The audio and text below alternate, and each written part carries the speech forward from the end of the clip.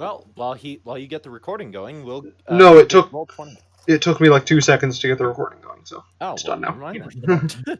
Or two. Never mind then. Run, Spencer. He's not going to need it immediately, so it'll be fine. He You never know. He might want to try to climb the walls. After you finish your deliberations, Querity says, I wasn't exactly lying about being able to get you to Ilum, but I was truncating a little bit. I technically can't get you right there. What I can do is modify your ship so that you can make it to the surface. John, I As just in, want help it to survive get this out of the way. absurd cold and wind and so forth that is Ilum, or get through the vastness of space that is the unknown regions in between the hyperlanes and Ilum. More so the Imperial blockade that is around the planet currently. Oh yeah, yeah, that might be a small problem. An Imperial blockade, I'm guessing of multiple ISDs. Oh dear. So many TIE fighters. Oh dear. You know, John, I'm kind of embarrassed that it took me this long to realize that the droid that we were talking about this whole time was literally your character from the Star Wars game before you jumped. Yep. I mean, I'm not mad. I'm happy you're using him. It took me too long. And in case you were wondering, yes, my R7 has a body count. Okay. Quick question, Kalani, can you think that you can bench press this ship? I'm gonna look at the ship and then look at Griswold like as if he were kidding. This is all because I'm gonna go on a limb of saying that a lifting capacity of 4,800 pounds is not enough for a 5-ton ship. No. I'd literally have to crit that roll. No, you wouldn't even be able to do it if you critted the roll. Yeah, exactly.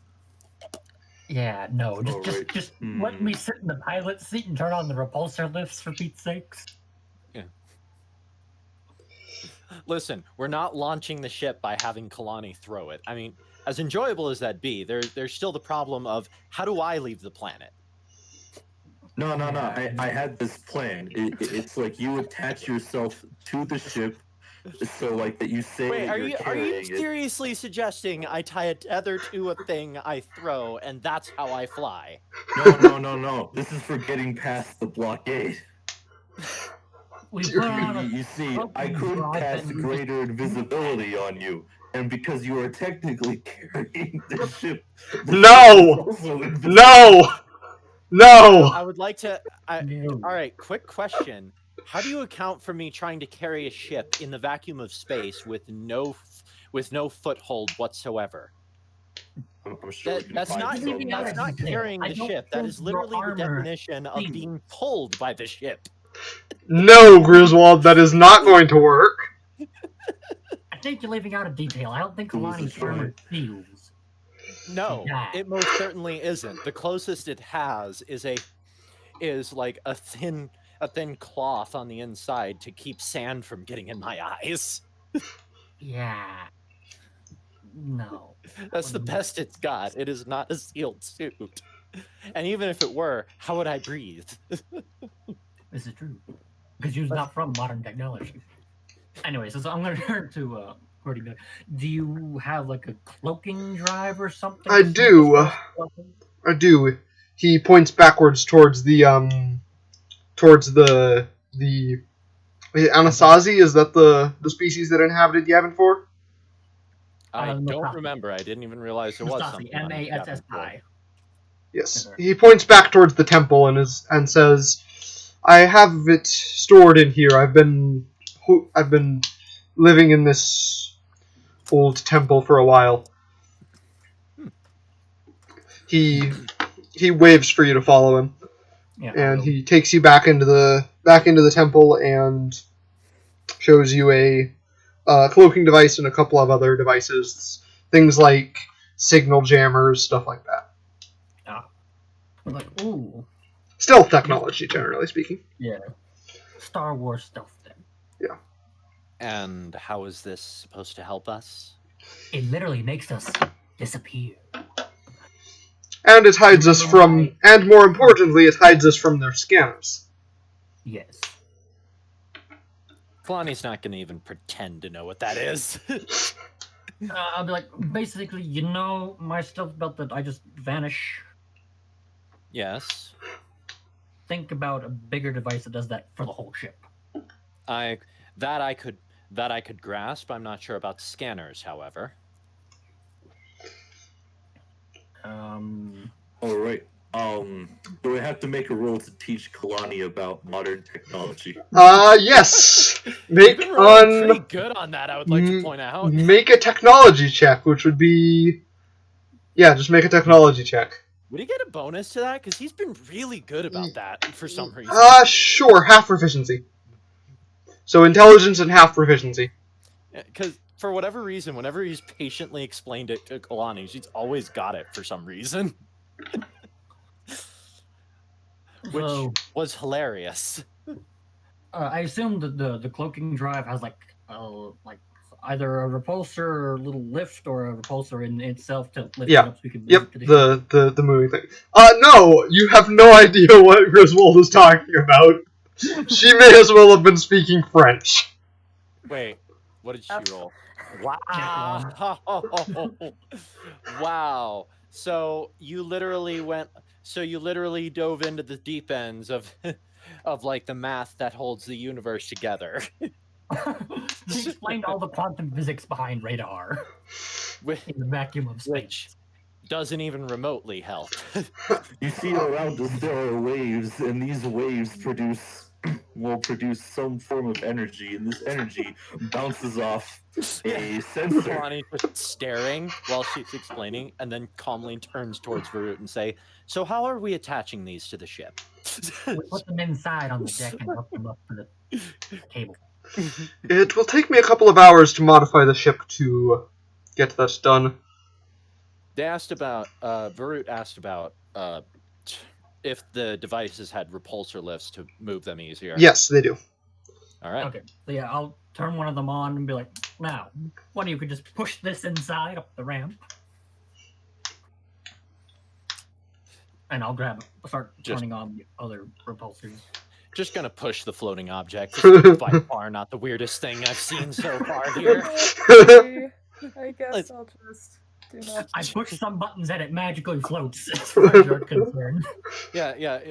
Well, I mean, it's not just that. It's the fact that seeing this thing fly after watching the giant brick we were sitting in the whole time fly, that's...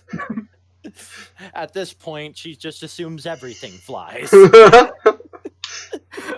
I mean, I fly, the ship flies, the boxes fly, what else? Surely everything else flies. And it's like, looks at an astromech. Ah, finally, something that shouldn't be able to...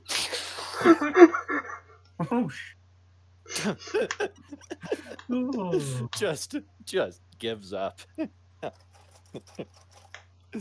All right, so get the devices in the ship. Yep. He never said where to put them. I assume he'll guide you to where to put them. Yeah. Well, I mean, the interior of a Commodore is pretty much just a hallway with a cockpit. Yeah. Yep. I mean, they're not very big. Yeah. They're mostly just winged. Yeah, I know. Yeah. All the back end does have a drop bay. And yeah, Query will go to work starting to hook them up. And stuff like that. Anything you want to do while you're waiting for him? I'll be, starting syncing the ship with the device, with the scanner stuff and all that. Okay. Bonk droid around? There isn't anything except... There isn't anything except for you guys. Ah, dang it. Griswold finds a nice open space and then grabs another seed from the bag and kind of digs a little hole and puts the seed in. Alright. Fair enough. Couldn't plant one on Mandalore properly. You know, it's rather, well, not very hospitable outside the domed cities. And not very hospitable anywhere now. This is true. This is true. Yee. Which is why I'm going to paint several portions of his armor gold, which means vengeance. All right. So having no clear watching Querity work, clearly not helping at all with understanding what any of this does. Kalani's going to see if she can find answers by climbing on the ship. Okay. Like climbing on the outside of the ship? Yeah. So Okay. she's just gonna at one point randomly just kind of leave out the loading bay and then just kind of walk up the landing gear. Okay. Or wait, no, she'd be walking up the wing. Okay. I mean, there are landing gear on the front end. Yeah, but I thought of how low this thing sits, and I realized it would be a really awkward fit for her height. Yeah. So yeah, walks up the wing and sees if she can understand this flying brick anymore. Yep. Well, it will look like a flying arrowhead to you. Yeah. Yeah, but I would still like to point out that despite all your fun descriptions, this thing still flies the same way bricks don't.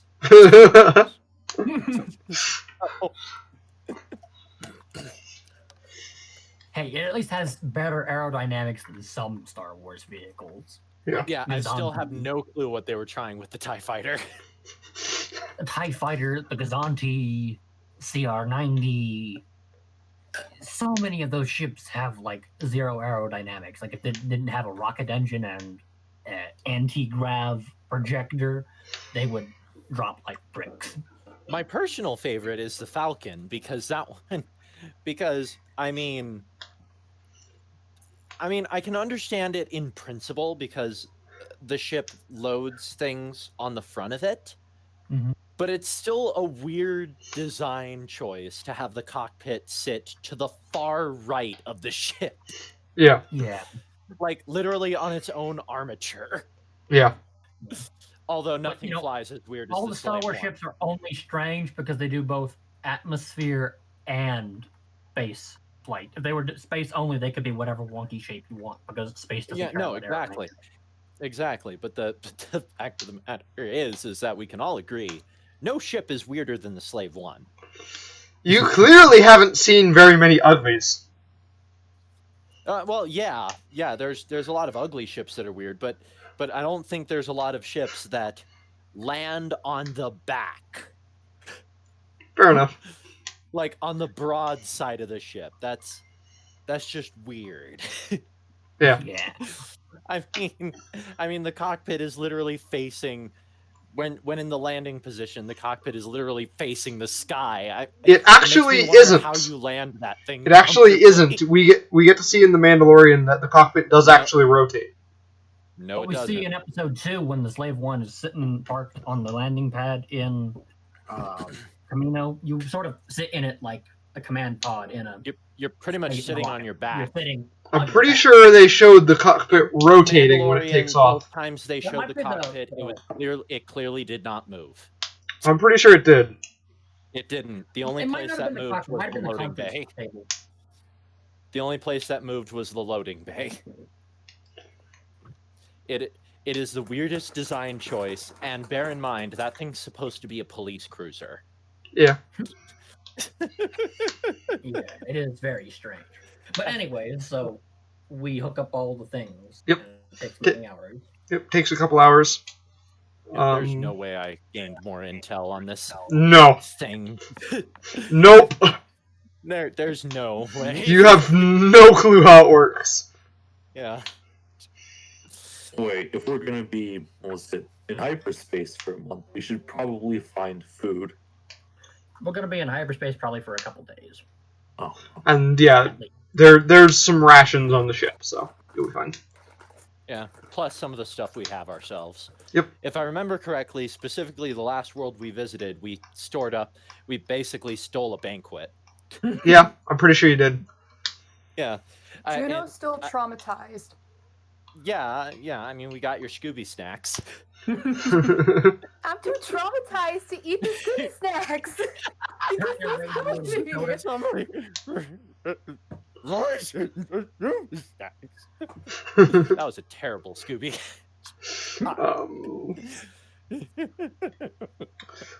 Querity calls you all together at the base of the land at the ramp. You guys just hear me walking down the wing. Kong, Kong, Kong, Kong. Clang, clang, clang, clang, clang. Querity does not seem to think it's odd at all. Well, of course he doesn't. Well, I He mean, thinks I'm a have you droid. met a B2 super droid? He's not a B2 super droid, but have you met one? It's just clang, clang, Yeah. clang. No, he doesn't think it's weird that you're walking down the wing. He doesn't even he glances at you, but he doesn't even really look at you very much. Well, yeah, Well, I mean, I assume he thinks I'm a droid. A droid would be able to do this, no probably problem. just an Yeah, oversized yeah. KX series. Yeah, more than likely, the closest thing would probably be just an oversized KX series security droid. Yeah, maybe. Those are the only ones allowed to carry weapons and weren't shut down after the Clone War. Yeah. Heavily modified security droid is probably what he thinks I am. Yeah, probably. Heavily modified, oversized security droid. And when you don't know anything about any of the technology. And we'll just go with custom-made security droid. I mean, that's literally what Querity is. Yeah. Yes. To the bane of Varut and his team. Yep. He waits for you all to gather up. Alright, I installed plenty of stealth technology. You should be able to slip by the blockade without too much trouble. I'm curious to see how this mission will go. So if you don't mind, I think I'll be coming with you. Very well then. I step off the a wing. pilot that actually knows the map and how all this stuff works.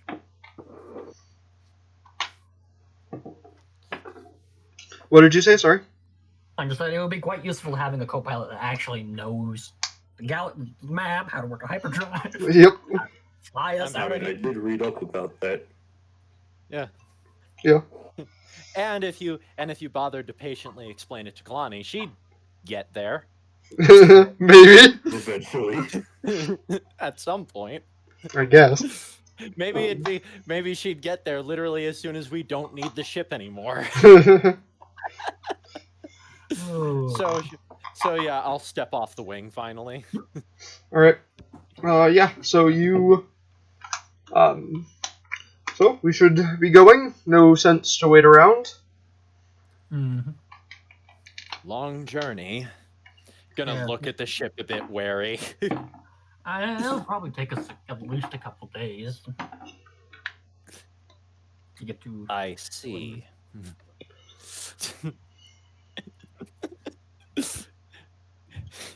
Alright. So you all... Get started then. Yeah, I think we get it. Yep. I will climb in. Wall will gently remind Kalani not to stare directly ahead when Yeah, we go into hyperspace. Yeah. I'm well aware. Yeah, so I'll sit down in the pilot seat. I assume QWERTY would be in the co-pilot Yep, seat. he'll take the co-pilot seat. Is everyone on board? Wait, and then steps off the ship, picks up Carl, brings him in. Hey, that's my baby! Can you? Oh yeah, you did lift Carl at one point, didn't you? I did. Barely. Yeah. Meanwhile, Kalani could literally treat him like a purse puppy if she wanted to. Okay, so I'll initiate the takeoff sequence and raise the boarding ramp. Alright. Yep, you take off the planet. You jump into hyperspace. Okay. What would you guys like to do during the trip? Okay, I'm going to be doing many things. Let's see here. Painting my armor. Okay. And then Out of character, I'm going to be creating Artificer Infusion for Cloak of Protection, which I'm going to flavor as just a cape. Okay. Because Mandalorians and capes. Fair enough. And then I'm going to, quote, prepare, close quote, that speeder to put in the portable hold to carry Okay. around. So. I'm gonna also work on my armor. All right. Few scrapes and bruises, fixing up some of the paint job I have on mine. Mm-hmm. Not nearly as extravagant as what Varut's doing. I mean, I'm literally just touching up a few symbols. Okay, so I should probably go ahead and explain. What I've been thinking is that, for the most part, it looks like Jango Fett's armor, except for the shoulder guards and the leg plates, which both look like the ones from Mandalorian, with the signets that Varut has, being an Acklay and the Ordo family crest. And then it's all painted black. On the chest piece is a gold Mandalorian mythosaur, and then around the visor is just a gold, sort of like a gold line following around the visor. And then the ridges Nice. along the shoulder plates and the leg plates are red. Fair enough. All right. And then the jetpack's the JT-12, which is the one that Jango Fett uses in Episode 2 on Geonosis, and the one that Mandalorian uses in the Mandalorian. It's the common one. Yeah. Remind me, what did red mean again? Red is honoring a family member. Black is justice, and gold is vengeance. I'm sorry, but I have that red-maned Lionel on my armor, and Kalani joined the military because her grandma was in it. That's funny. Oh yeah, maybe while reworking it, making it so that the plume isn't just completely on the just entirely on the shoulder. Maybe kind of make it almost like a whatever that one dude from the Overwatch shorts armor, kind of like that. The trim. Okay. The fluffy trim. Okay. To the armor. Just, refitting it so that it's more comfortable. Querity will apologize to Varut for the fight they had before when he... Yeah. I don't know what came over me. The last person I met was a psychotic little astromech. The bloodlust. The hate. No, but Varut was a death trooper that was attacking Querity, so... I know. Well, not only that, I had an entire squad of death troopers. I was like, fire! I know, but it's... I'm going to ask it's still Querity fun to joke about R7. how he sort of got out from underneath the Inquisitor's control.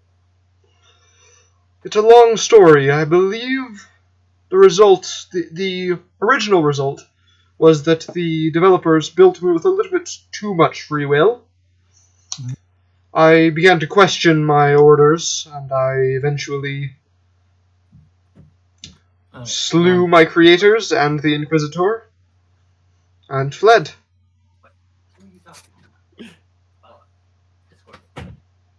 Sorry, my brother was just asking questions. Yes. Yeah, okay, so I'm going to switch to my headphones real quick. 1 second.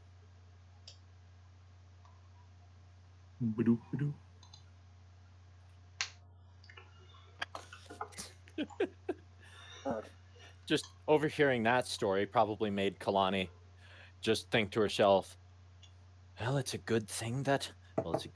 Well, I'm glad that those Sheikah machines don't have intelligence. And then pause. I hope.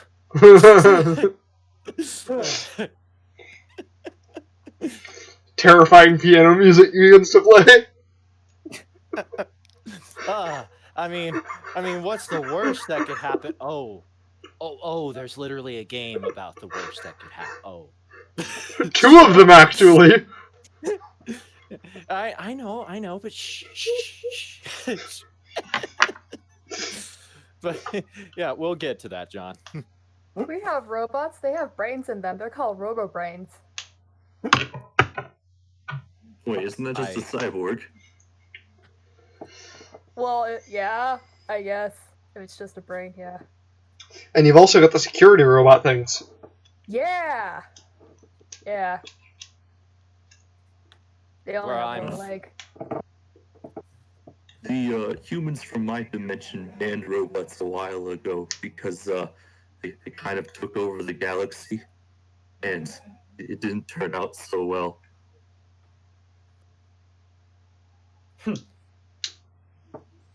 Kalani will That's just why I don't use robots. Kalani will just kind of use the. We'll just use the some of the paint. Some of the excess paint to just sort of draw somewhat what a guardian looks like, and just say, "Where I'm from, the Sheikah tribe built those. They're bigger than than you think."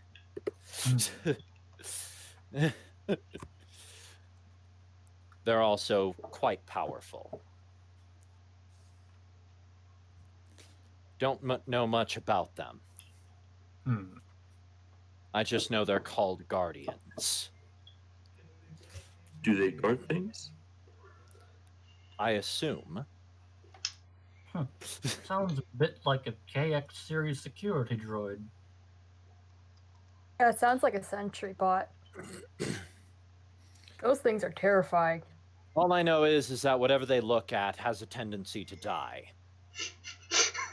How big is it again? Just like getting a size diameter here.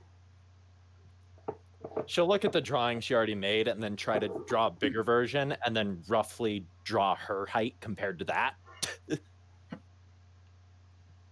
Oh. As you quickly realize that it wouldn't fit in this ship because it's too tall. Yeah.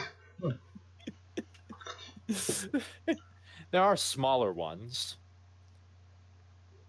They have little swords made of light. Lightsabers in your world?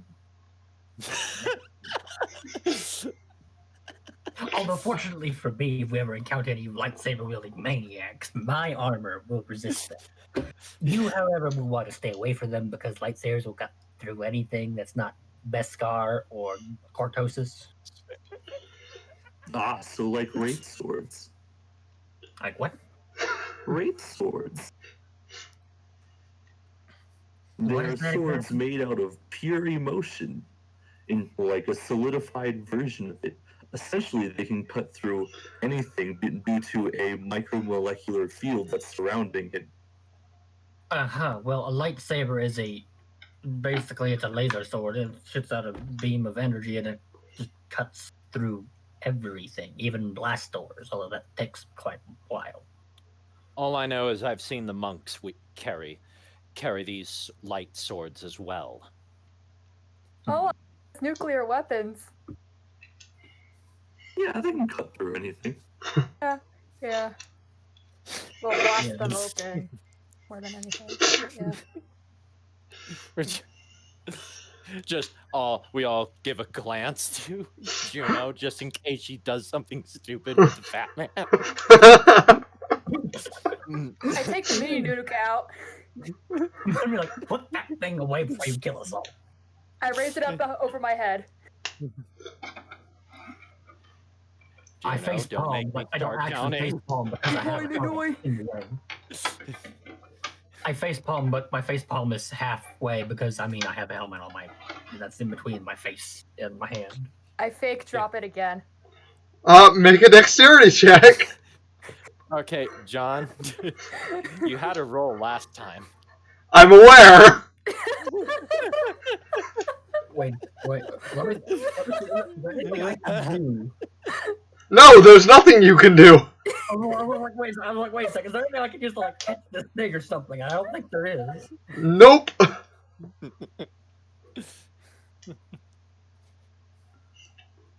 All right, let's see if we live or die literally by a roll. Yep. Again? Wait, what do We'll I be roll reset for? back to Dexterity, just straight dexterity. If I remember, that was your dump stat. No, it wasn't, because she's a You're a ranger. ranger. Alright, You're supposed to be good at hey. it. Okay, yeah, you're fine, but you do not drop the bomb.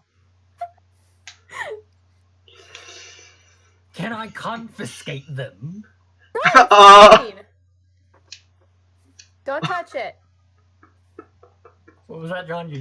You can if you want to, I suppose, but that would be How like. would I do that? I do not. I don't want with these explosives.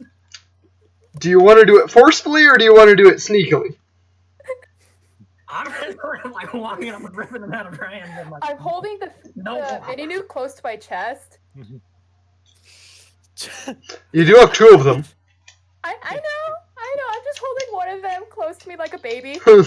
I'll try and sneakily grab the other one first, and then grab. You know what? How about Here's an idea. How about you grab the one that she doesn't have secured, and I just pick her up by the one she's holding. Okay, so Varut, I'm gonna have you make a sleight of hand check against Juno's perception check. Oh my gosh. Okay. And I think I will use one use of my flash of genius. No. I get my intelligence modifier. I'm gonna ask Shorty real quickly if he's gonna take over pilot controls. That's the least. Make a perception check, Juno. What did you want? What did you want, Griswold? Wait. I'm gonna ask Shorty real quickly if he can take over the pilot controls as Varut leaves his seat. I've not been in my seat for hours. And we're in hyperspace. Neither has Querity. He doesn't seem to.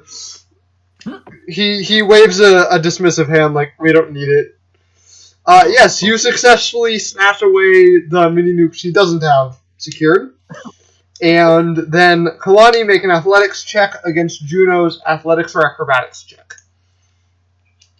I have some guidance with that. Some guidance with that. Why? I know a D4 is like meaningless to use, but You have to beat To a me, I was just having some fun. Kalani, make an athletics check. Yeah, just double checking. Okay. and you have guidance. So. Oh my god!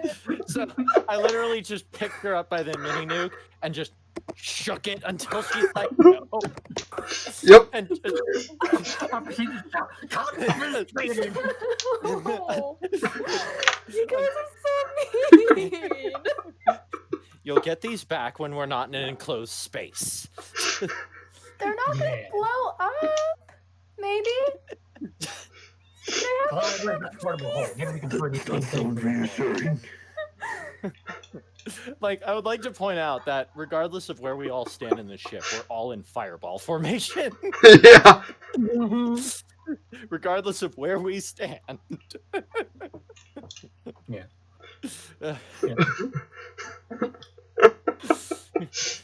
Anyways, what did you want, Griswold? Wait, did I say something? I think you did. No, I was asking Kalani where the portable hole is, so we can put the nukes in there for safekeeping. Yeah. Yeah. All right. Just stash them. Stash them in there for now. Yep. Like I said, you'll get these back when we're not in an enclosed space. And then while we have it open, you see me put in several large pieces. One looks like the seat, and the front end of a 74Z speeder bike. It looks like the the regular scout bikes from episode 6 and so forth, but disassembled. Yeah. And without a gun. Honestly, it's just going to be funny walking over to other people who don't understand what this portable hole is, and then just pulling out a speeder bike from it. More like pulling it out and assembling. Yeah. Yeah. Technically, he's casting find vehicle, but that's how it's being flavored. Yeah. Which is kind of funny considering. So I'm assuming every time you want to use it, you have to be near me. Because I don't trust anybody with the portable hole. It takes 10 minutes to cast, so I mean, it's not going to be happening during combat or anything like that. Yeah. So yeah, it makes sense. All right. which is why I let him do the disassembled thing, because 10 minutes to assemble it seems reasonable. Yeah. I mean, it's just a speeder bike. It's not like he's trying to assemble a pod racer in 20 minutes. Yeah. Yeah, no. So yeah, anything else you guys want to do during the trip? Once we get Well, there's pretty a close couple to of the tail things. end, I will hook up. I assume there's like, a center console with a holo projector. Yep. I can hook up and be like, well, I believe it's time I explain all the details about my former team of compatriots. If we are going to be encountering them on the surface, we should be wary of them. Yes. Proceed. Okay, so I'll sort of plug in the data and then type some buttons. And then first up, you see a holoprojector image of a Death Trooper with a minigun. This is my second in command, DTK36 Carp. He was my heavy weapons man, and he carries that right there, which is a Z6 rotary cannon. Crazy rate of fire. It's absurd. He just couldn't just take down an entire squad by himself with that thing. Nasty weapon. Hit another button, and it changes to another Death Trooper, but this time with a sniper rifle. So it looks kind of like my disintegration rifle without the forked end and the big scope on it.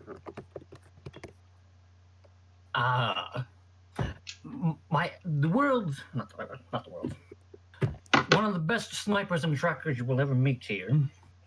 K62 Jackson from Tatooine. He grew up hunting just about everything on Tatooine, from great dragons to backs and panthers. He's an expert tracker. It's kind of hard to hide from him. And he likes to set up at long range and just shoot you out of nowhere. He has a very long range sniper rifle. Then we get to my infiltrator, and it switches again to another Death Trooper with gear that looks most like mine, save the E-web cannon. Yeah, I assume he has a lot of slicer gear on him. Yeah, he's my slicer and infiltrator. He's a sneaky boy. I mean, he appear out of thin air and disappear again. If it's a flash, and he's very fond of his vibroblade knife. That thing has quite a lot of kills on it. It's a little ridiculous. And then, switches one more button, and you see a Death Trooper whose front, vest that, like on mine that had a couple grenades is just covered in grenades and thermal detonators and rockets, and he has a rocket launcher. Demo man. Like, and then last but not least, my explosives man, E34 or Kex. He was an old friend of Karth's before they joined my unit. He can talk circles around landmines, explosives, proton bombs, thermal detonators. He can talk thermal detonator into anything, I swear. But you gotta watch out for that rocket launcher. Nasty weapon.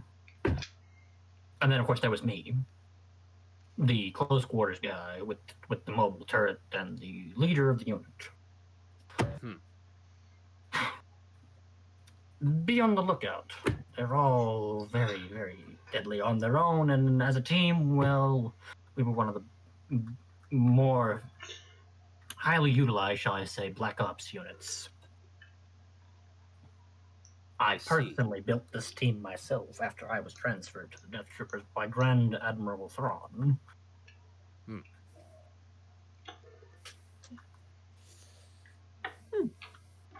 So, we'll need to form a plan of attack if we encounter them. I suggest after we get past the blockade, we scan the planet for a Raider 2 Corvette by the name of the Merciless. That was our ship. Where the Merciless is, and is very close by, more likely where they are. Unless, of course, they went down in the TIE Reaper, but I don't see why they would if there's a good landing site for the Merciless. No doubt they will see us coming once we enter the Crystal Cave. Besides, I need answers from them. All right. Are you sure taking them alive is wise if they're as dangerous as you say? They can be reasoned with, I'm sure of it. After all, they only did this because they were following orders. We just have to get them to realize Besides, it's going to be so much easier to get orders from them than from the person who issued them, who was an Inquisitor, which is one of Darth Vader's minions, wields a lightsaber. And then I pull out my blaster. This thing is practically useless against it because it'll just deflect the bolts. A mini nuke. No, we don't want to blow up the cave and have an avalanche on us. Plus, we kind of need a kyber crystal in there, and kyber crystals, when they're in large pieces, are very, very unstable. Like, be very How careful. unstable are we talking? Like if you nick it and it decides to react, it could blow up and create a crater significantly bigger than this. And I pull out one of my thermal detonators. Ah. Be careful around the glowing crystals. Got it. Yes. Around the big ones. The little ones are manageable. What color are the kyber crystals? All sorts of colors. Some of the big ones are green. Some of the little ones green, white, blue. I don't know. I haven't actually seen one myself, but I've heard tales about other problems other battalions have been having. Other Death Trooper battalions. No clue why, but Krennic, whatever his special project is, they're using a lot of them.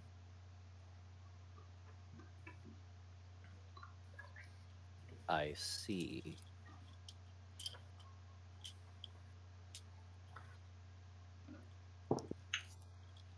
We were just told to go after a kyber crystal, right? So Yep. Is it safe to assume it's just safe to assume any will do? Yeah. Yeah. Preferably a small one that we could, stick in a pocket. Yes. I mean, there were some. One that one of the rebel cells blew up some years ago. That was very large and had to be transported on a Gazanti. It's a cruiser, a bit bigger than this. By a bit bigger, I mean a lot bigger.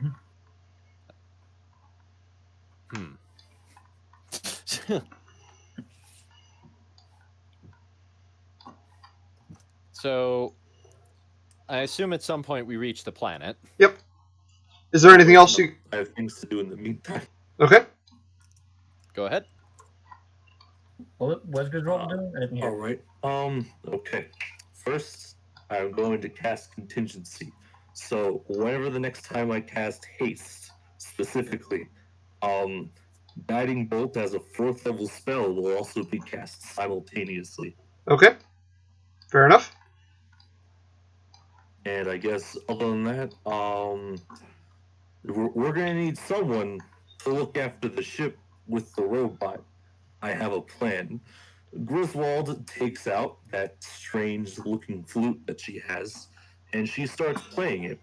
It's suddenly one of the puppets that's inside of her back suddenly rises from it, and crystals start forming around it. This is going to be a 7-hour-long process. Anyways, I'm casting, what was it? Simulacrum. There we go. Okay, fair enough. And I guess, So you basically just created a construct. yes. Except it's actually... Normally it's an illusion spell, but on OA it's actually not an illusion spell. It is... I believe I made it transmutation. It's so now like creating a puppet. I directly control what it does. So now one of your puppets just went from being very odd looking to being does this sock puppet want to cut a bitch? Yes. All right. Well, and I'm gonna tell the puppet, okay, you get to rest on the ship. Here's a book. If you want to read it, have fun. Okay. I return to the cockpit once we get about ready to drop out of hyperspace. I'm gonna be up there with him because I want to see what we're up against. Alright, you drop out of hyperspace and you see like a whole fleet around the planet. There are tons of Star Destroyers. More than you've ever seen in one place. I immediately activate the cloaking drive and Yep. sensor jammer. Alright, and you look down at the planet. You haven't ever been to Ilum, but you've heard it's a ice ball. This planet doesn't look very icy. It looks more like Mustafar. And it looks ravaged, like entire chunks of the planet have been destroyed completely. Qwerty, are you sure we're in the right place? Yes, this should be Ilum. I haven't... Should be Ilum. That's what the star charts are saying. And the fleet... Something is very wrong. I know the Empire has been mining it. I didn't realize they were mining it this much. But they've mined it to the extent that this looks more like Mustafar. They've thawed off effectively. It looks like they've torn away most of the crust of the planet. Well, that would... Well, I guess we no longer have to pack snow gear.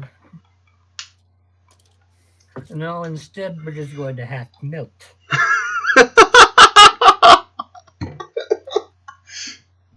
Very well.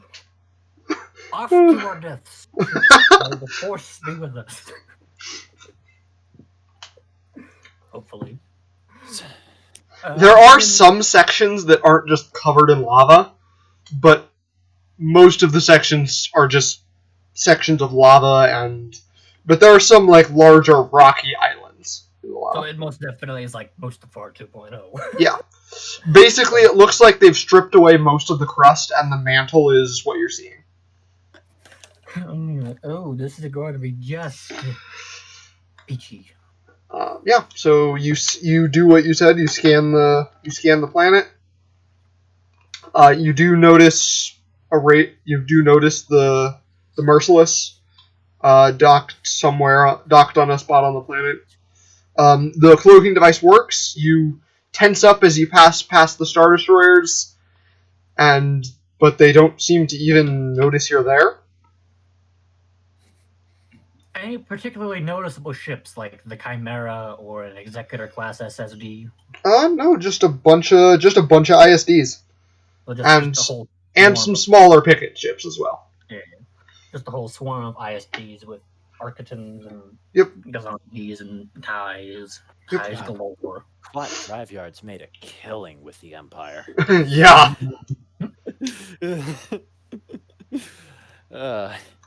I mean, they were making a killing with the Republic, but good God, with the Empire. And as you fly closer, the island that the spot the Merciless is docked is at what appears to be a mining facility on one of the larger rocky islands. Qwerty gestures towards one edge of it, the far away from the mining facility. We should probably land the ship further away so they don't see it coming. Yes. Scan for life forms. I want to know where these former friends of mine are. Yeah. You get a scan of the facility. There's about...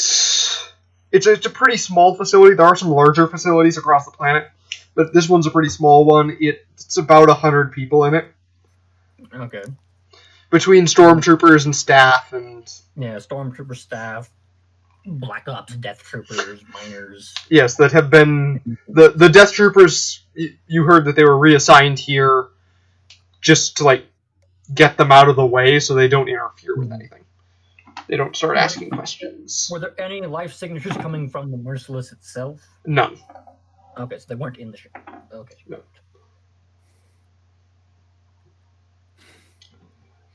Alright, so while we're going in for a landing, Kalani's going to mutter to herself what almost sounds like an old ritual of a... You catch something about... Actually, she speaks most of it in Gerudo. Mutterings. Yeah. Okay, does this have any mechanical effect, or is it just a... No. Okay. She's just basically giving a light prayer to the goddess of sand. Okay, I'm just checking to make sure. Yeah, no, she does. No. Kalani doesn't have anything like that. I'm not a cleric. And in all honesty, I'm not even sure the goddess's hands will help us in this journey. We are nowhere near that desert. Yeah, you land the ship on the island, which kind of cracks and shifts a little bit, like terrifyingly beneath you. Oh dear! I did But- not like this at all. But after a few seconds, it stops and it kind of levels out, and you don't hear anything more. I do not like this at all. All right. Along with the puppet, I will stay and make sure the ship remains safe. If it begins to sink, I'll take off and come get you when you're done. Good, although I'm not entirely sure if when we're done we will still be here, because, well, so far, whenever we've gotten the item we were searching for, for lack of a better word, We have a planet. tendency to disappear. Yeah. Fair enough, I suppose. Tell you what, if we're not back in 2 hours, leave. Understood. And hopefully, if I can reason with my team, I can convince them to join your cause. That would be helpful. If you do not hear from us in 2 hours, leave. That's. Oh yeah. Listen, I'm gonna tell my puppet. We're gonna.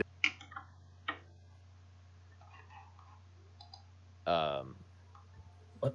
You cut out. You cut out something fierce. Okay.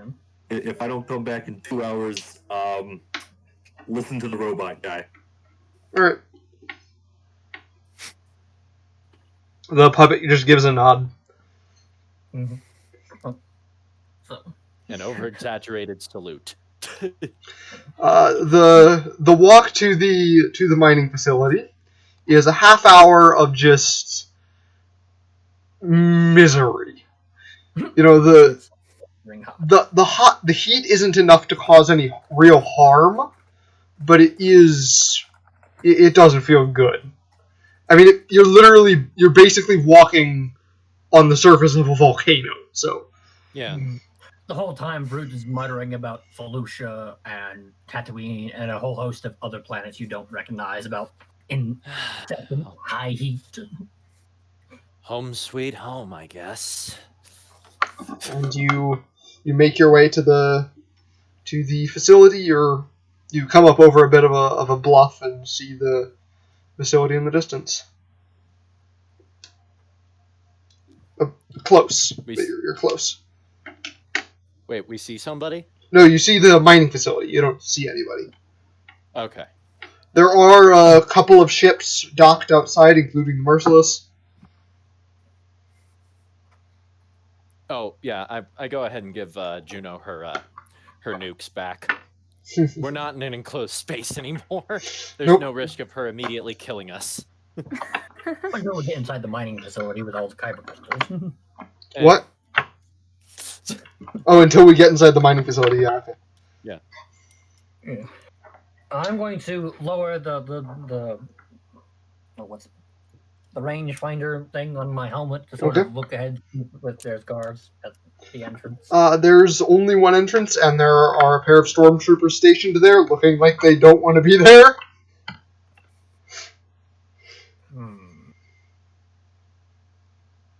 Only a single pair of stormtroopers. It do not appear as if they... Two guards for an operation this extensive. Well, you see, I don't think they're too worried about things making it down here with all the Star Destroyers in orbit. And I gesture back up to the sky. Yeah, looks up at the what might as well be a cloud of Star Destroyers floating above.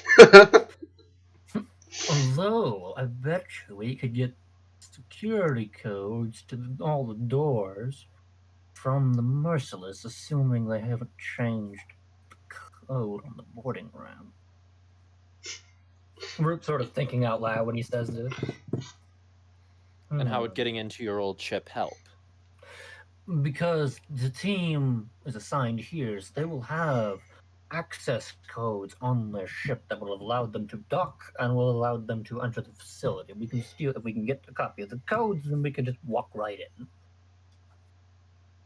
Or at least sneak in and not have to worry about locked doors because we can unlock them.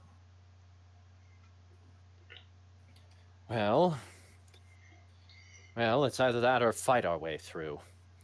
Yeah, And given but how then they dangerous would these engage crystals, lockdown protocols, and all the Star Destroyers in orbit would either just blast us to Kingdom Come, or given how dangerous these I'll probably say crystals, some other Star Wars version of Kingdom Come. given how Or they would these- just deploy a whole boatload of reinforcements to the surface. given how these crystals seem to be very dangerous, I think this is a safer option. Yes. How long have we been moving? About a half hour. Okay, just checking, because if we reach a certain point, we should probably inform QWERTY so he doesn't leave us behind. Yeah. Like I said, if he doesn't hear from us in 2 hours, he should just go. Yeah.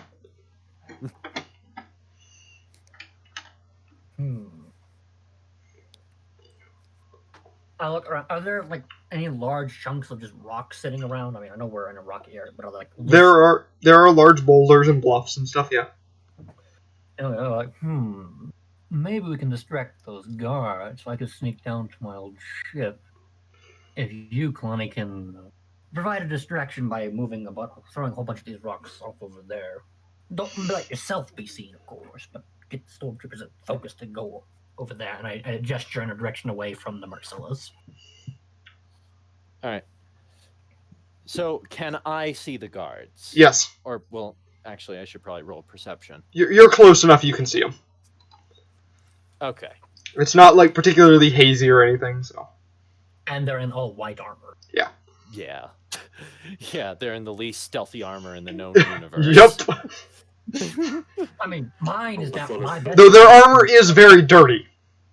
Yeah. My best guard is probably pretty sneaky. It's jet black. Literally, the only place you could stealth on with Imperial armor would be Camino.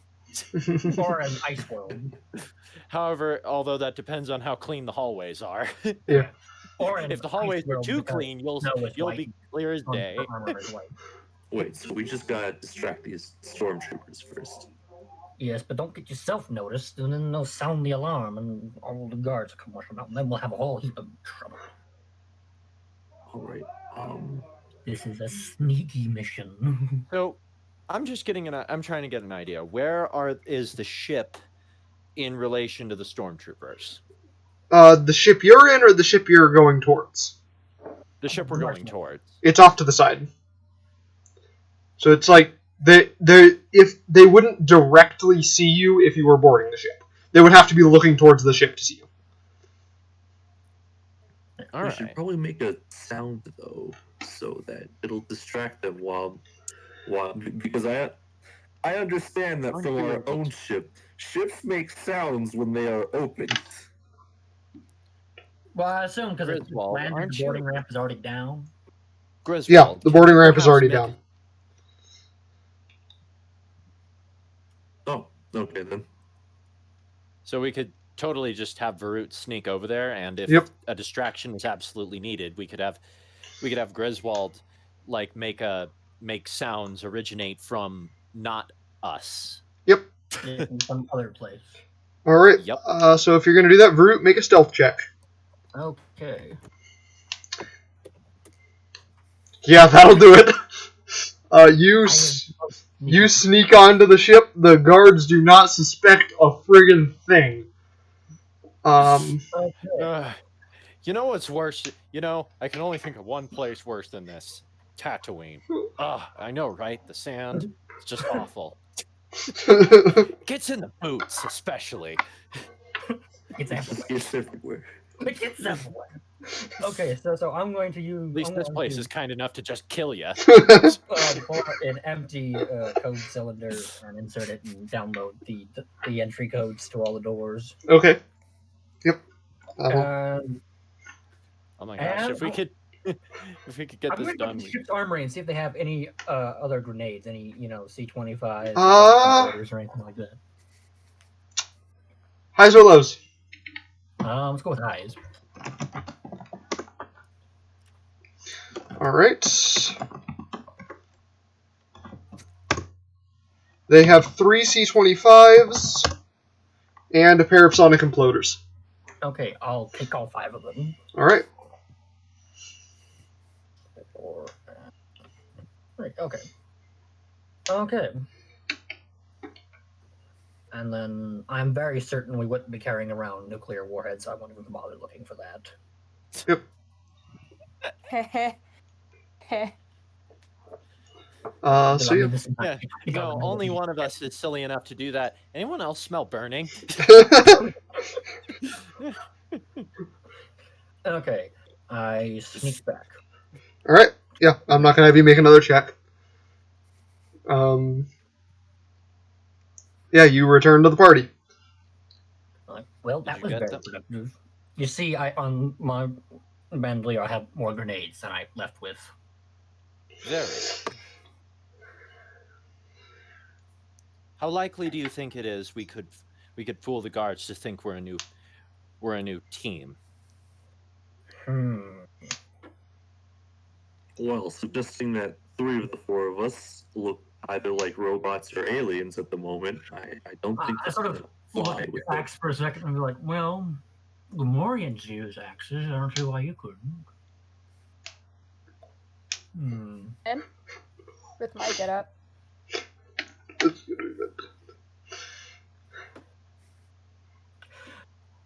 I think we might be able to walk past. Yes. Just give me a second, and on my data pad, I open a new file, and I just sort of fake a whole bunch of information, making me a bounty hunter, not unlike Boba Fett. Yeah. I just kind of see you go, just like look at Kalani for a second, then go, like type something down that I can't read, and then you put something on my chest. I'm like, what's that? Don't worry about it. Droid designation doesn't matter. Yeah, you literally just put a restraining bolt on me.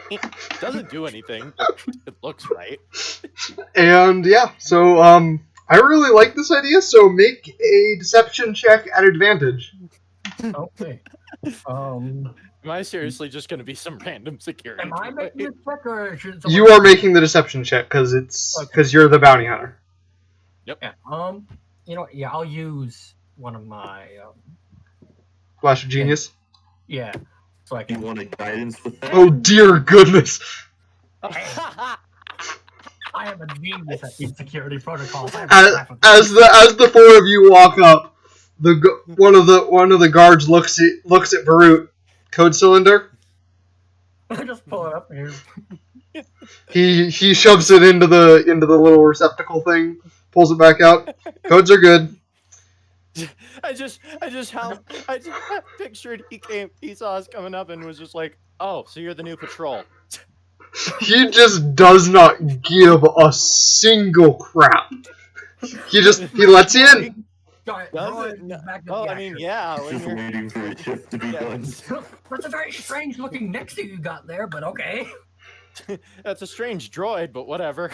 Maybe it's it must be the new HK88 model. It's a prototype. All right, so yeah.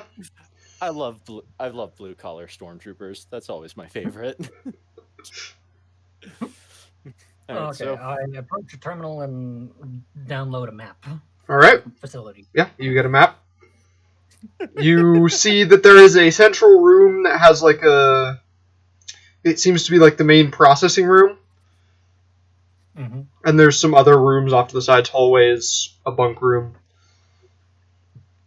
All right. Well, not a bunk room, but separate bunk rooms. Yep. Wait, if Varut is a different set of armor, then that means that his team won't know who he is. no, they won't. They might suspect. Because they knew he was Mandalorian. Yeah, they know I'm Mandalorian, and I mean, I literally did sneak on our ship at steel codes and so forth. Plus, I can always be like, "Hey, boy, Yeah. long time no see." I assume the moment Varut speaks, they'll be like, "Oh." Be like, "Oh, hey, boss, you're alive." I'd be like, "Yeah, no thanks to you." I just kind of picture one of them has his arms crossed and is just like, "Ah." the whole time. Just not concerned at all. Alright, so what you guys doing? I'm following Varut. He has the I'm gonna map. pull up the map and be like, well, here's the Groot knows, like, well, looks like that he knows what he's doing, so Griswold will follow. If anything, the way that I'm following Varut doesn't help my case that I'm not a droid. Yeah. You were clearly just my security droid, obviously. Yeah. Sure, if that's our cover story. I say it so matter of fact, like it was blatantly obvious. Yeah. Yeah, and she's just going with it. Yeah, I just start walking down the corridor while looking at the map on my data pad. Okay. I'm heading towards the processing center. Alright, so yeah, you get there without too much trouble. You don't even run into any stormtroopers on the way. It has an open like archway for an entrance, a big one. You look through it. There's a large room with catwalks running around and a big conveyor belt running in the middle with crystals and rocks and stuff like that on it. There's a few guards stationed around and some workers inspecting the crystals. Okay. What's on either end of the conveyor belt? On one end appears to be some sort of chute that the crystals and rocks are coming out of, and then on the other end is several crates that the workers are putting crystals into. This might be a bit more difficult than I thought.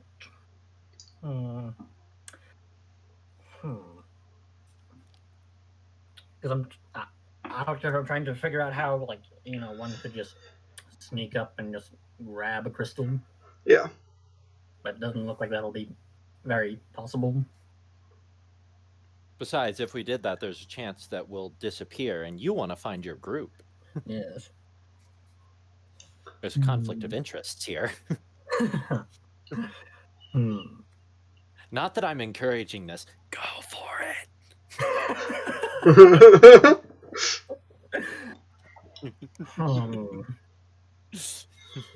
I'm clearly finding a group is just a suicide mission. Do it. Was there any way when we flew in and did the scan? I don't know. There was no way to determine where the team was. Yeah. Given that they are Death Troopers assigned to protect this facility, we cause some serious damage and they'll show up. Yes. Looking on the maps and things, is there like a communications array? Yeah. That we could break to yes. The base. Yes, there's a communications array. Okay. Oh, that's the first thing we want to break. I found them. I head that direction. All right. Follow Varut. More specifically towards wherever the antenna is. Alrighty. As you are walking through the hallways towards where the communications antenna is, you round a corner and literally run into your group. Stuck still in the middle of the hallway. Oh, just like soon-to-be lovers in an anime. The Karth sizes you up. What are you doing here? Oh, what am I doing here? Big words coming from you, traitor. He looks like they don't have their helmets on. By the way, you can see their faces. Yeah. They appear to be on like some sort of like in-house leave currently. Boss? Long time no see. Yes, I am alive. No thanks to you. And a Mandalorian curse. We didn't have any choice. The orders came from way above us. If we had disobeyed them, who knows what would have happened to us? Yeah, well, long story short, here we all are. Now, who set down the order? I'm most interested to know. He kind of looks really scared of saying it. He looks back at your other team members, who, and one of them nods.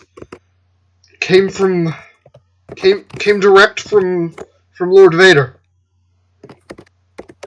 I sort of sputter and be like, wait. You said Vader himself sent the order. Yes. Did he give any reason why? No, and we weren't about to ask him. Well, yeah, no one in their right mind would ask Lord Vader anything except the Emperor. Goes. What exactly did he say? He said that the mission was all a ruse to get rid of you. That we needed to leave you there on the planet to let the droid take care of you. Most interesting. Have you heard the news? The No. Imperial fleet blasted Mandalore into a million bits. You can add Mandalore to the list of Lasan, Kashyyyk, and all the other worlds that have been annihilated. Oh. Well, you shouldn't be here. We should turn you in for being here, but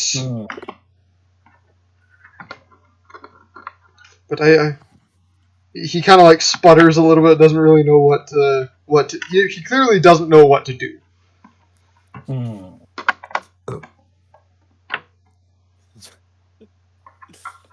No. Whisper to Kalani, is this the part where we stab them? No. After watching the Imperial Siege cruiser just wipe Sundari off the face of the galaxy, I've sort of changed my mind about Tarkin and Palpatine and all of them. No, they're good for nothing. They say they bring peace, but they bring nothing but destruction and death. They say they restore order, and yet they incite chaos by wiping out worlds for no reason. Well, he kind You of. really think that they're going to spare Fondor? And I look directly at Kex and Karth when I said Fondor. Have they? And I turned to Jet. Have they done anything to help the situation on Corellia? What about Jabba the Hutt and his criminal empire on Tatooine? And I glare at Jax. I mean, you can't see my glare because of my Mandalorian helmet. Yeah. I sort of point my gaze at him. Yeah. The Empire made all these promises, and yet they have not upheld a single one of them. Have they? Except in the core worlds, where all the rich people are, and Palpatine's fan club. What?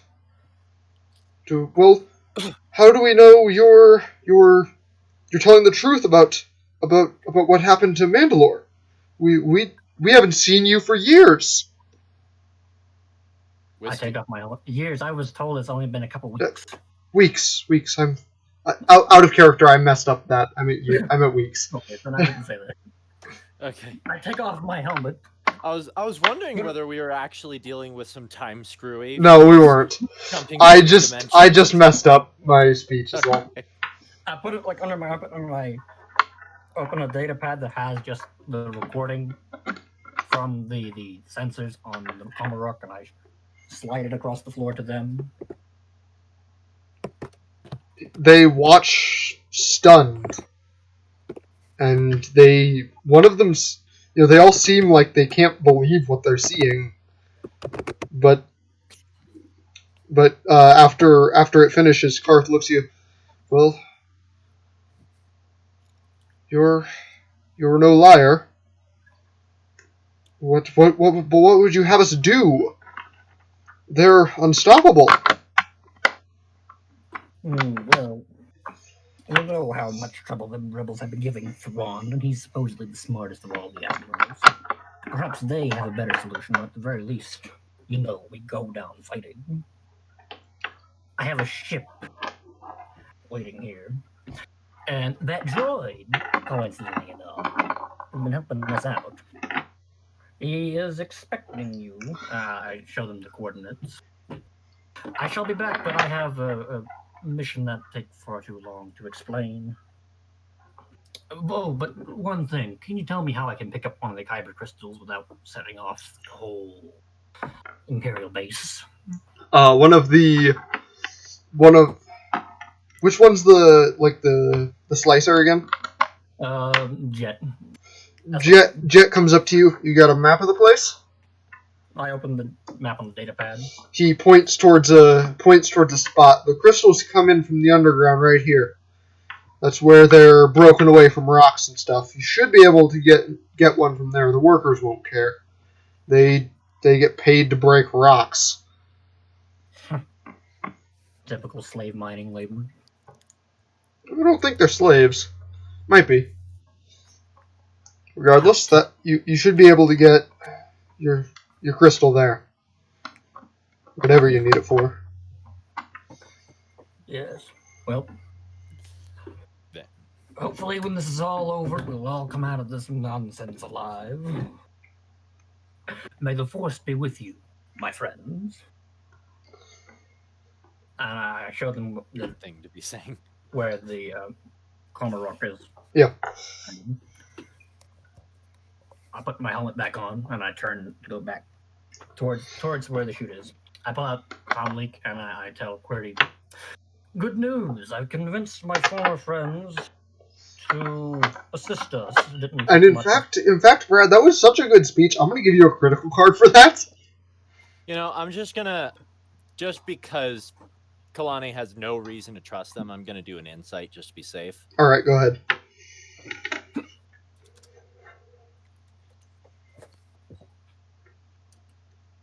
Oh yeah, they're like legitimately changed. They're going to go to Querity. All right, cool. Yeah, you are certain of this. My 4 Death Trooper comrades are defecting and will be assisting him. Yep. Maybe don't use that on such an open comm. Maybe use something like maybe use something more like I convinced my old allies to work with us on something. This is true. That's what I say. Yeah. I mean, I do it sneakily, but that's the boiled down version. Yeah. On a secure comm line. Yeah. In Mandalorian. If he understands that. Querity understands Mandalorian. Good. So yeah, you successfully get down to where the chute is. The workers glance at you a little bit when they see you come in, but they don't really do a double take. They keep doing what they're doing. That's the first time I've ever heard that with this party. They're just like whatever. I don't even care. I'm just here to do what I have to do. I'm here against my will. It doesn't matter. Yeah. They're just paid to break rocks. They're not paid to care where those rocks go. Yep. Wait, they're being paid. If they are paid. Are they even being paid? I mean, if they're being paid. Yeah. There's some kyber crystals around that they're loading into the chute. I just grab one real quick. All right. Put it in my pocket. And you do hear Cornelia's voice in your head, telling you to return to the jungle world. Which jungle world bird screams out loud? As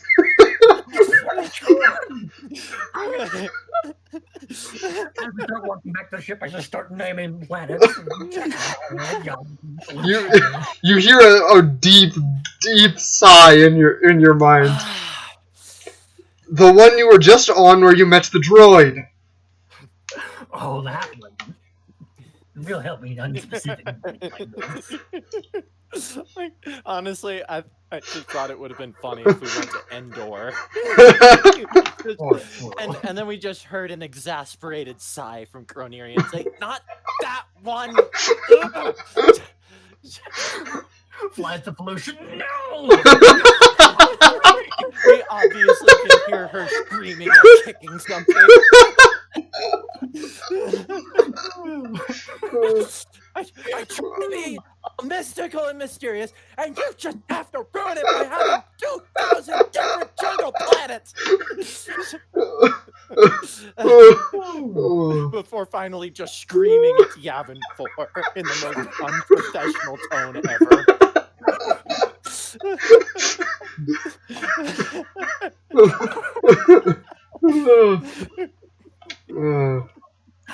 Oh, fun times, fun times. Yes, fun times. Yes.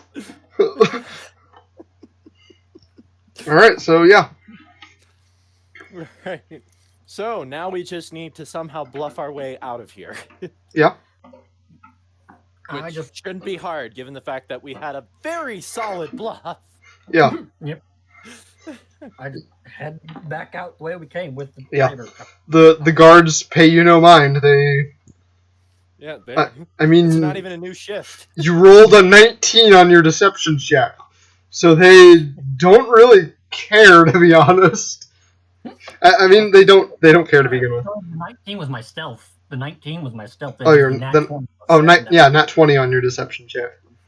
Yeah. So they we could literally tell them the sky's green, and they'll say, "Yep." Anyways. Yep. Heading back across the wasteland, then, I assume? Yep. And once we get sort of down below where we're no longer in line of sight of the guards, I sort of pick up my pace a little bit, Okay. trying to get off the world. Okay. You travel for about half the distance. You pass under, like, a bit of a archway in the rock.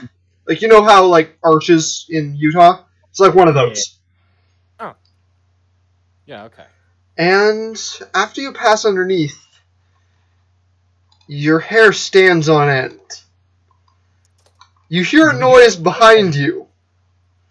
Wait, the respirator. Varut knows it all too well.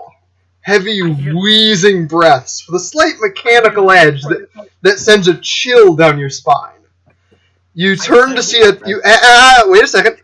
You turn to see a tall man clad in black armor, carrying a sword with a blade made of red, glowing energy. He points his sword at Varut, and with a deep, booming voice, he states, and I'm not going to try and do an impression here. John, I love you, but there's no way you can mimic a James Earl Jones. DT M36, your continued existence is an act of high treason against the Empire. Your punishment is death. Everyone needs to make a wisdom saving throw, Varut at disadvantage. Oh, no, let's not do that. Wisdom saving. Oh, goody. I'm definitely goody. Oh gosh. Oh, goody. Of course, Varut's fine.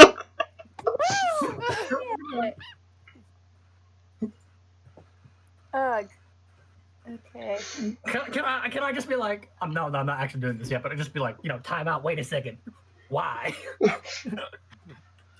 I don't say it that way. I'll be like, Okay, so, literally everyone but Varut somehow is now frightened of Darth Vader. Roll initiative. And keep in mind, fear does impose disadvantage on ability checks, and initiative is an ability check. So you have disadvantage on your initiative roll.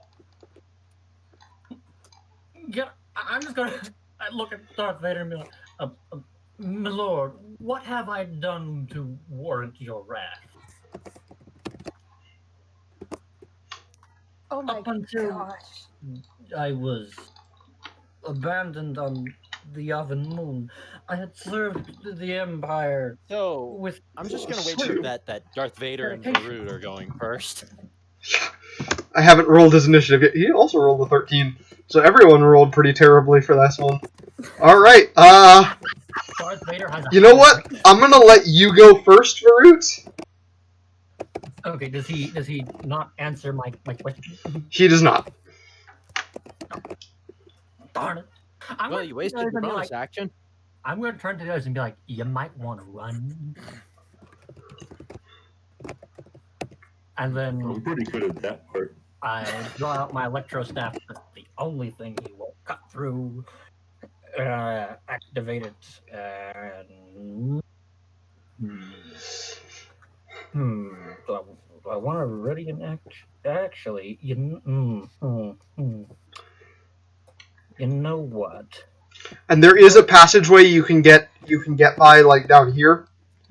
Yeah. The dark gray sections are impassable. They are large rocks, and then the red is lava. Yeah. Okay.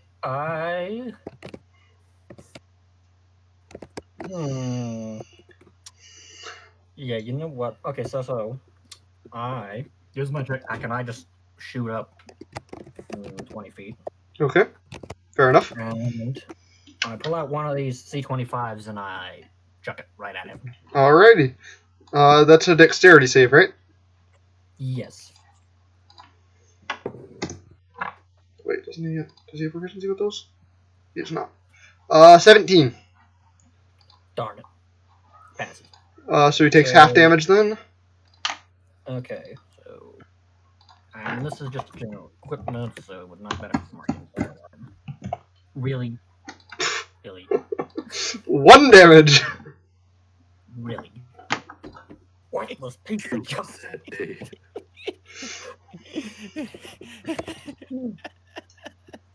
Alright. So that, I would have used... So that's your movement. So that's your action and some of your movement. You still have your bonus action. I don't think there's anything I can do with the bonus action at the moment. Okay.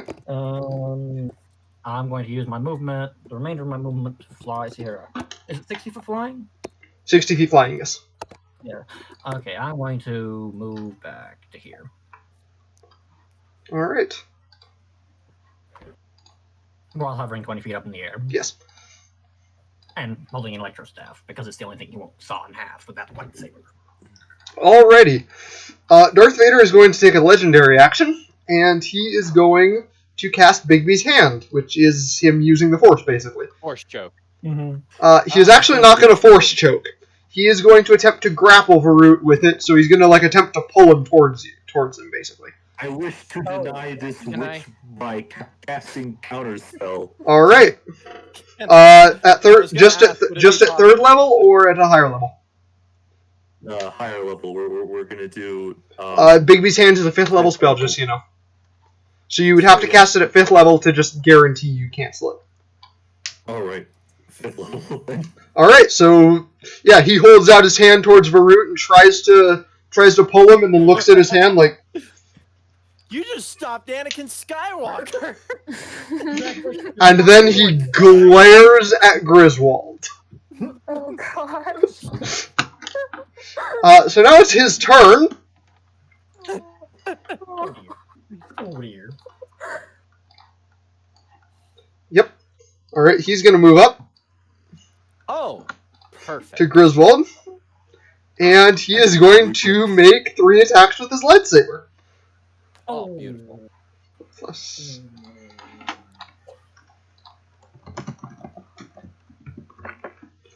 So that's a 23. That is 2 23s and a 26 to hit. I'm pretty sure that does it. So. I'm going to die. Don't worry about it. You have all your hit points.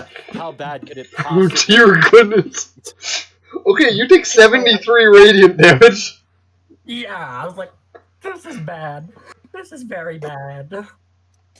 Don't worry, guys. Wait, Don't worry, guys. Heal from heart. Don't worry, guys. Just remember how much Darth Vader weighs. Wait a second, Kalani, you could eat him. You could eat him. I am literally right next to him. You and do my have back. disadvantage on attack rolls and ability checks while you can see him. Because you are currently frightened of him. And you can't willingly move closer to him. Yeah, he's right next to me. I know, I'm just making sure you know what that means. Yeah. 15, Yeah, I'm right next to him. I didn't need to move. All right. Yeah. Kalani, your turn. You're gonna grapple with Darth Vader, I assume. Yeah, no capes. So athletics check at disadvantage. Nat 20 overpowers disadvantage. You don't get the critical card because it's Because of disadvantage? yes, because of disadvantage. But yes, you successfully grapple him. Okay. Alright, so now I'm just I don't like the confidence in his voice. Now, let's see. My current max The E-Web isn't actually there, I just have it on the map. what is the current max distance I could throw Current this max dude? distance. Darth Vader probably weighs about 500 pounds. Including his armor and all Yeah, that. something like that. I don't think it's quite that, but we'll average it to that. So what about Given his prosthetic. 300 and something. about an eighth of your carrying capacity? Give or take a little. So your maximum distance at long range is 180 feet.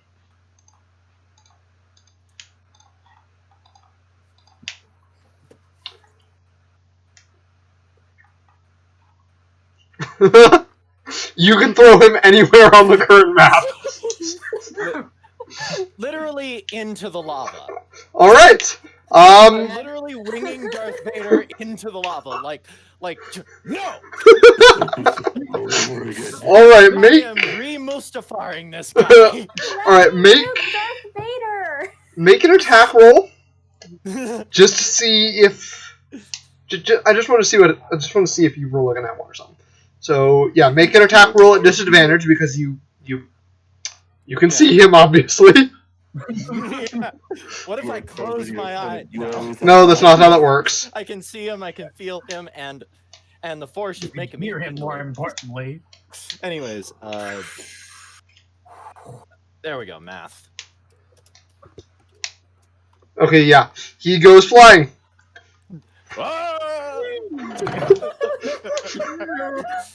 like I just picture Anakin thinking right now, like wait, what? All right, I'm going to have him. He's going to take a legendary action, and he's going to roll to see if he can grab onto this rocky precipice thing here. What? He's going to use. How high is that? It's like a tall pillar. Because I was kind of throwing him just between the two, but oh well. Well, he's gonna. Well, if you threw him where you threw him past it. So he's gonna try and grab onto it at disadvantage because he's flying so fast. He fails. He rolled a 4.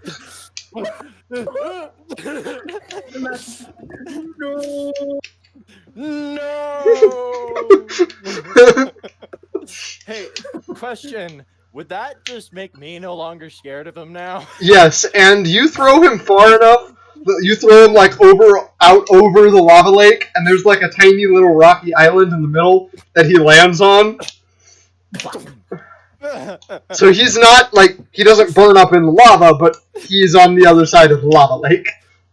Yeah, he's now in a position realizing that if it wasn't for this sheer dumb luck, that droid would have killed him. Yeah, none of you are frightened of him anymore. Okay, guys, now let's get out of here, like, right now. I don't think we're in a rush, but we should leave. You know, that was supposed to be a hard boss fight. John, you made the mistake of having a guy who only weighs 500 pounds stand next to me near a pool of lava. But we could have seen if that lightsaber can deflect a mini nuke. Well, I mean, No. you can always try. No? Nuke him for intro. Over there, I Well, I can't mean- try now. Well, I mean, No, you're not allowed to always nuke him. try. You're not allowed to nuke him. We need to retain a little bit of continuity here. Because Too busy guys being like, let's get out of here. Let's just go. On our way out, we just shoot him with the. On that the way out. That rocky island was literally just Deus Ex Machina to make sure the continuity still works. Yeah. Honestly, it just sounds. Well. I've accomplished all I wanted to do in the Star Wars world. Dear, yes, you successfully make it the rest of the way. Through Darth Vader like a paperweight. Yes, you successfully make it back to the ship without any trouble. John, And those. John, there's know- best course so that Varut doesn't You know, I cheese just the train. realized. Kalani picks realized them up and throws them across the everybody planet. saw that. I just realized everybody saw that. Everybody on the ship saw that. Well, you're not that close to the ship. Yeah, but like, okay, if they were looking out the front window, they would have seen Darth Vader go flying, and they would have been like, "What? Maybe, yeah. Was that Lord Vader?" There's 5 people on the ship, so I'm gonna have them all roll a check to see if they noticed. Let's see here. Just a sec. I believe I still have it pinned. Yes. Wow, we completely cheesed this fight for besides me having weapons The and armor moment that he cannot got be close. Jet is the only one that sees it happen. He was like, "What? Was that Lord Vader?" What? Yeah, you board back on the ship, and Jet was like, "Did I just see Lord Vader go flying?" Is that who that was? Kalani here I has a tendency I just for asked throwing things. calmly. I just asked calmly, "Is that who that was?" I'm gonna be like, yes, you numbskull. That was there. He's usually a lot more wasn't so scary than tough. that, but you being the crazy person you are. He wasn't. picks him up and throws I him. take off my helmet, showing I'm not a droid. He wasn't so tough. Well, most people, A, don't have, well, the guts to sort of face him like you did, and B, no one would just pick him up and chuck him like a paperweight. Actually, no, I wouldn't say paperweight, like a rock. Or grenade. He was a You little heavier. as you stand on the ship conversing, the ground beneath you sickeningly lurches. I mean, like, Yeah. well, I guess We should leave. fast before he calls the Star Destroyers and tells them we're down here. Actually, probably already. We know should we're down. probably leave. Yes. Yeah.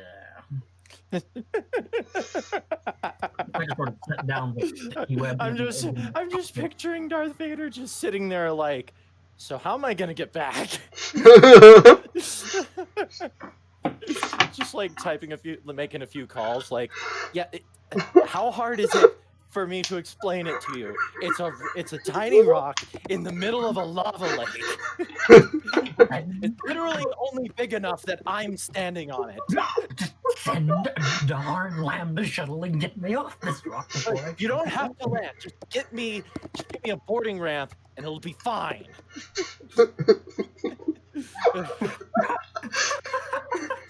That's our highlight. Yep, there's a freaking highlight. That's the highlight of the freaking campaign. Highlight of The the moment campaign. you said Kalani Darth throws Darth Vader. Vader like a Highlight of the campaign. Claudia completely cheeses what was supposed to be one of the hardest boss fights in the campaign. The moment I saw he was right next to me, I was just like, guys, don't worry. Just remember how much he weighs. I literally no-caped Darth Vader. Did you actually like pick him up by his cape and then swing him around and throw him? We could say that. I just. I was thinking Kehlani like held him over her head and just choked him. I swung it out there with Darth Vader. Goodness. Vader. Catch me because sand. Mustafar and Ilum have lava, which is liquid sand.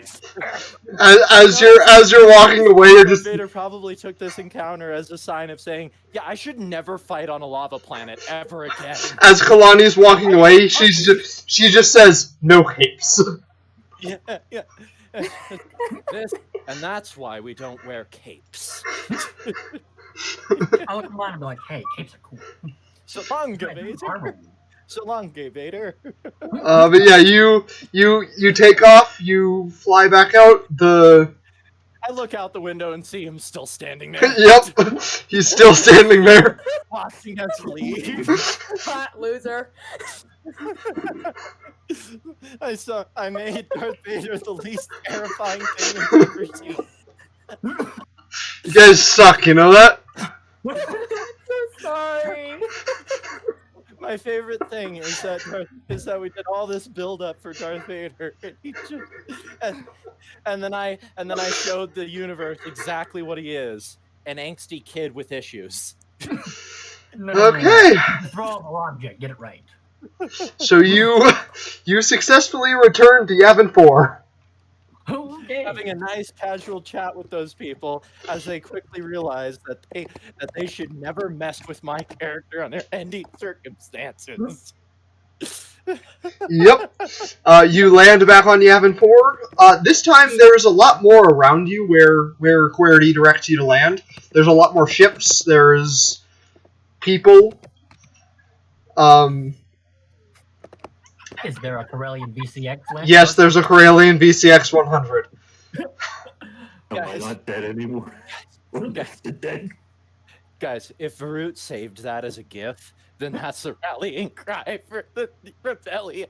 The Empire can be beat. Just a GIF of Kalani swinging Darth Vader around. And you see a shimmering portal waiting for you. Well, This one shimmers kind of like a mirage. how interesting. I turn to my Death Shipper comrades and be like, I shall see you, I don't know when, but sometime in the future, hopefully. We look forward to your return. And Querity looks at you. Don't forget about our arrangement. Yes, I shall be back. I'm gonna pat And Varut on the then back. we will give these ragtag rebels the best Black Ops team they ever seen. I'm gonna pat Varut on the back. It's good that you were able to make peace with your team. Yes. Very well. We have a multiverse to save. Shall we be off? Not quite yet. Hold up. There's a lot more people here, right? Yes. It's Juno. We still need that Yes? droid, right? What? We still need What? that Gawk droid, right? I don't think Juno would know Yes. what a gun Yes. is. We need a gonk droid. Neither of you know what a gonk droid is. Why would you want one of those? Why wouldn't you want one of those? Slow. It would only impede our progress. Literally, neither of your characters know what a gonk droid is. They. Hey, I saw one. I think I remember this started that they saw the box with legs and they wanted it. Oh, okay. Yes. It looked like a walking trash can, and that's totally my vibe. So, yeah. Which and my character is literally operating with a similar logic to Varut.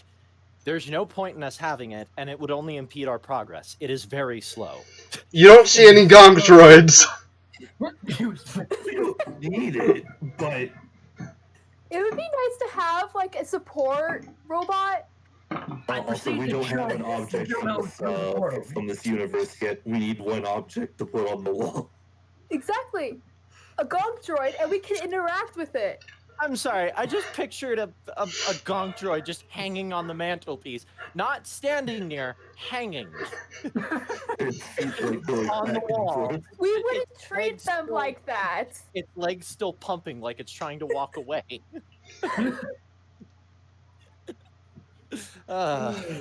So, yeah, there are no gonk droids that you can see. I proceed to shove Juno through the portal. Okay. No. Is there someone Yes. right next to I that fight droid? back. I am not going to I fight steal back. this. I'm going to ask if we can borrow it for a period of time. Wait, do you even know what it is, though? I mean, No. It's like I don't think I got almost what a gonk droid was in my crash course of Star Wars that I just went through, but Griswold is somewhat infatuated by this box with legs. You're not getting a gonk droid. Yeah, Yeah, it's like there's like a small group of them. Yeah, and we're adopting one. You're not No. getting a gonk droid. Oh, Don't worry, Aw. John. I'm trying to solve this. I grappled Juno and Griswold and pulled him through. Okay. Okay, so If I need to roll better, I will. I cast the Yeah. sort of I'm not even gonna make you roll. myself out. Okay, I sort you of just. shuffled I the just I roll can along walk through with this the portal. portal big. Wait, actually, hold up. Wait, Is there you're just a saying random object that I can just get? There's probably some things on the ship that you could have grabbed, like maybe a comlink, I guess. I'll take a comm link. Just Okay. one side of it, though. Okay, you take a comlink. If anything, what we need is a copy of is another holo projector and a copy of and a copy of me twirling Darth Vader around.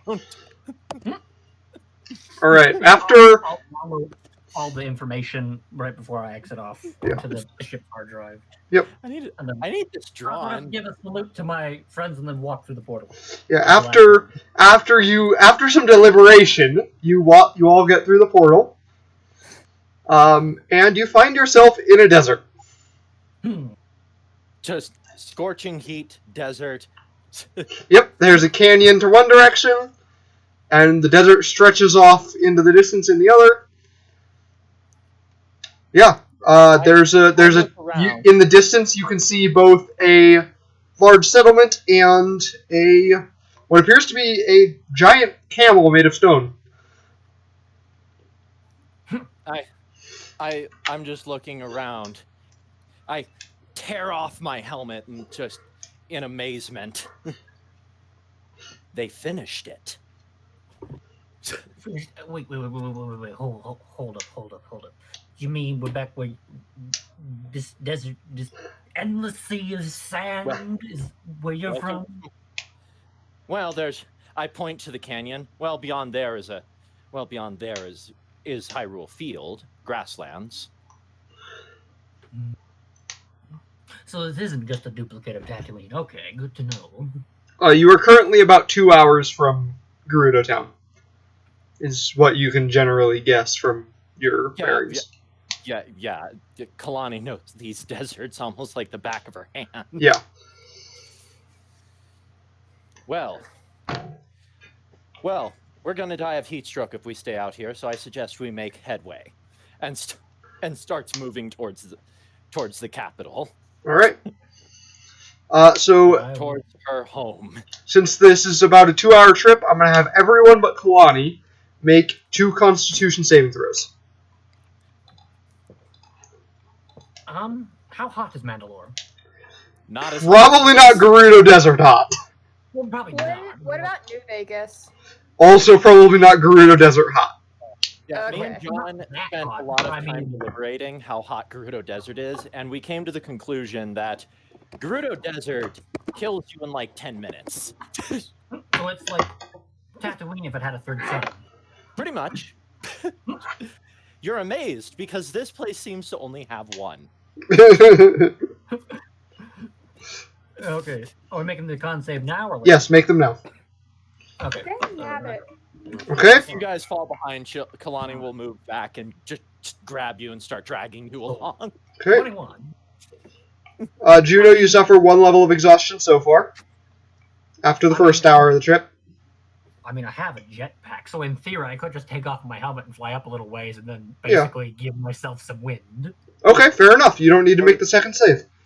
Griswold, you suffer 1 level of exhaustion. Juno and Griswold, you both need to make another save. The moment Varut is back in earshot, I try to warn him not to enter Gerudo Town immediately. Nah, I'm gonna. Alright. Oh yeah, he's the Well- only guy. Yes, he is. Griswold, So, 1 more con save. your point being, Alright, Juno and Griswold both have 1 level of exhaustion. So disadvantage on ability checks. I'm gonna go on and be like, Yeah, but why though? Simple. You're a Vo. They're not allowed in Gerudo Town. Don't worry, there's some old laws I could have dug up to allow you in. It's just going to take some time. and then she'll put her hand on his shoulder. I have full confidence you'll be able to pass the trial. No, but what if we get Farouk one of those outfits? And don't kill any. Wait, what do you say? What if we just get Farouk one of those outfits and just have him pose? First of all, Varut doesn't have a feminine figure like Link. Yeah, no, I mean, You know, he could still pass. He's Mandalorian Special Forces trooper. He definitely. And second of all, the sad thing is that Kalani would know. And while never he wears the outfit, I'm sure he could go in. Yeah, the problem is that he's still a man in Gerudo Town, and Kalani knows about it. She's actually required by her laws to kick him out. I would be like, what? We could bend the laws a little bit. Okay. Like, out of character, Hang on. Joey? What trial are you referring to? I was talking about the. I tried to send you a text message about it in Ocarina of Time. After Link beat all the fighters in Gerudo Fortress, they basically went, you're pretty good. You know what? We'll give you special access. Okay. And they gave him a card that was pretty much said he was technically a Gerudo. Okay. Oh, John, are we still 13 after? No, you level up. You level up. Do we even get experience for me just... Yes! And it's not experience anyways, it's milestone. Okay, because if we're level 14, then that means I could have done infusions over the long hyperspace put back to Yeah, you could have done that. You leveled up after killing Vader. Not killing Vader, after defeating Vader. Experience for Darth Vader. Level up. Artificer. Okay. Level 14. Okay. Okay. Yeah. I have another spell I can prepare. But more importantly, I'm going to move some infusions around. So I'm going to, as the new infusion I get from being level 14, so mechanically it's a Belt of Hill Giant Strength. Flavor-wise, I'm going to flavor it as one of the items you can get in Knights of the Old Republic that is a CNS Strength Enhancer. It does exactly what it sounds like. And then the other, I'm going to drop Enhanced Arcane Focus for All-Purpose Tool, +2. Yep. Alrighty. So you make your way across the desert towards the entrance of the town. You hear Corneria's voice saying you were after a Sheikah power orb, which, out of character, is those power orb things in Vonoboris. Ah. You know, the ones you can use magnesis on. Yeah. I know what you're talking about. Problem is, Kalani has no clue. Okay. She's never been inside of it. Okay. And also, actually doesn't know anything about Sheikah technology. I've made that expressly clear. Okay. She just knows that she was tasked with guarding Naboris, so... Alright, fair enough. That's just going to be something fun for her to figure out. Okay. Wait, so we're having a problem because Varut is a guy, right? Don't worry, There are two guards that look like sort of like Kalani, but they're not wearing armor. Outside, they carry spears. And they're not as grossly buff. Well, yeah, I guess. All right. So what if I just change Varut's gender? No, thank you. I will still not allow I'm him. going to mentally message Varut. It's like, don't worry, this is all an illusion. No, thank you. Oh, okay then. All right then. On second thought, no, I don't have that. Never mind. Did you? No, don't worry. Don't worry. Don't worry. It shouldn't be anything too extreme because the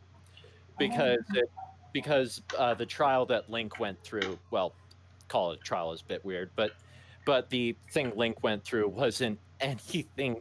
It's not like I don't think Varut's at any risk of having to fight an Iron Knuckle unless John says so. I had no plans for anything. It won't be me. I don't have plans for what's gonna happen here, to be honest. I'll improvise it. So, Right. um, Oh yeah, that's right. We go This to battle 11. was supposed to take longer, wasn't it? That's right. We go to 11. I forgot. yes, that battle was supposed to take longer. No, I was planning for you to end the battle in one turn. Thanks. Sorry. I'm sorry. I'm sorry. I saw an opportunity. Well, I do have like literally everything else planned for Hyrule, so it's not that big of a deal. Yeah. All right. So yeah, don't worry. But we should get some. But we should get some level of rest. Although if I can't get Varud inside quite yet, there is an outpost. I kind of slowly look towards the direction of the one oasis. I can't remember what it's called, but the one that's probably another 2 hours away. Yeah. And then just kind of go, well, there's a tent right there. Another cantrip as well. Actually, we all should have gotten a long rest on the ship, right? Yeah, you all got a long rest on the ship, so you're good. Yeah, because it was a couple days. We've had more than a long rest. Mm-hmm. Anyways, Um, so I'm going to walk up to the guards, who probably are surprised to see me. yeah. They didn't expect you. Yeah, especially considering that I've probably been presumed dead for the last week, at least. Grapple Master Kalani, you were presumed dead.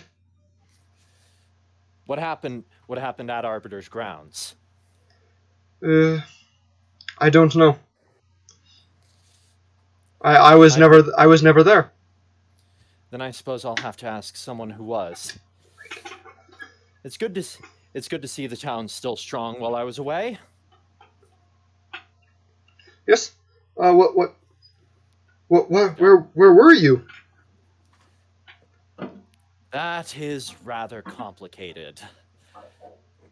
I saw rocks falling. I ended up somewhere else, and bear in mind, I have taken my helmet off, and Kalani Yes. will just pinch her temples and move her fingers across her brow to pinch the bridge of her nose and go, honestly, it sounds mad now that I think about it.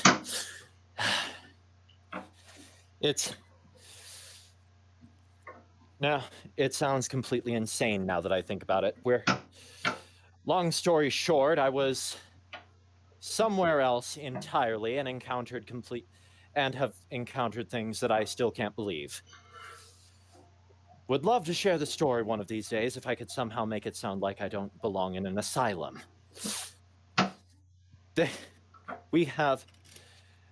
Now, it seems that we have... now, currently, I'm here on business, unfortunately, as much as I would love to just return to my duties. What do you need?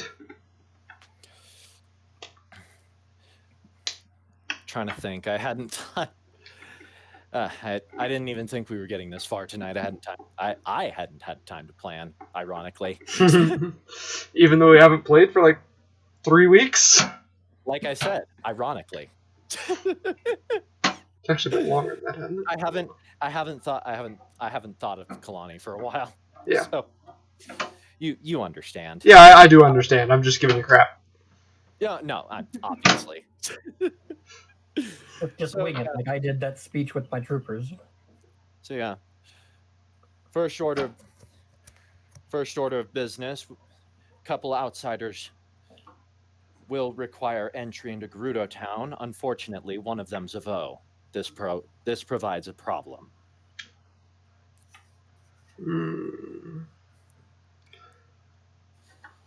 I was wanting to speak to the chief about digging up an old tradition. Very well.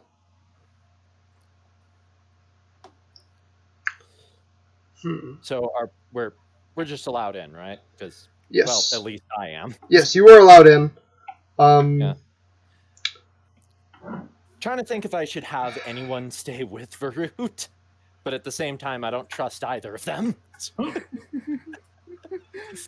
Rightfully so. You could have the Gerudo. You could have the Gerudo keep an eye on him. Yeah. Yeah. I mean, Yeah. not that it would help much. If I wanted to disappear, I have a jetpack and a Yeah, I know, and that's floating belt. and the problem is that Kalani does mention that. And careful with him, he has a tendency to vanish into thin air and fly. I'm gonna facepalm and be like, it's not quite that simple. They look at Kalani quizzically, like, okay. Well, the chief is in the. And I'm going to tell them I've seen much stranger on my travels. Trust me. And I have that look in my eyes that shows that I have seen things that I'm still struggling to comprehend. So, like, out of character, what is the name of like the building the chief is in? I think it's. Hang on, I know it had a name. I have Google pulled up. Let me.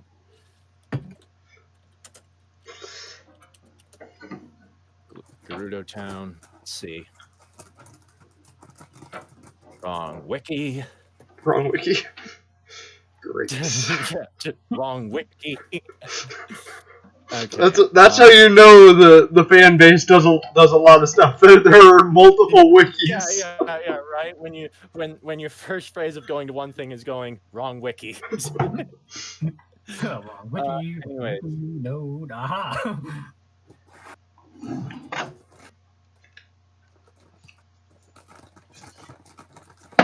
I think it was just. I think it might have just been just called the. It was either, from the looks of it, it's either just called the Chiefs. The Chiefs. The Chief's dwelling or the palace. All right.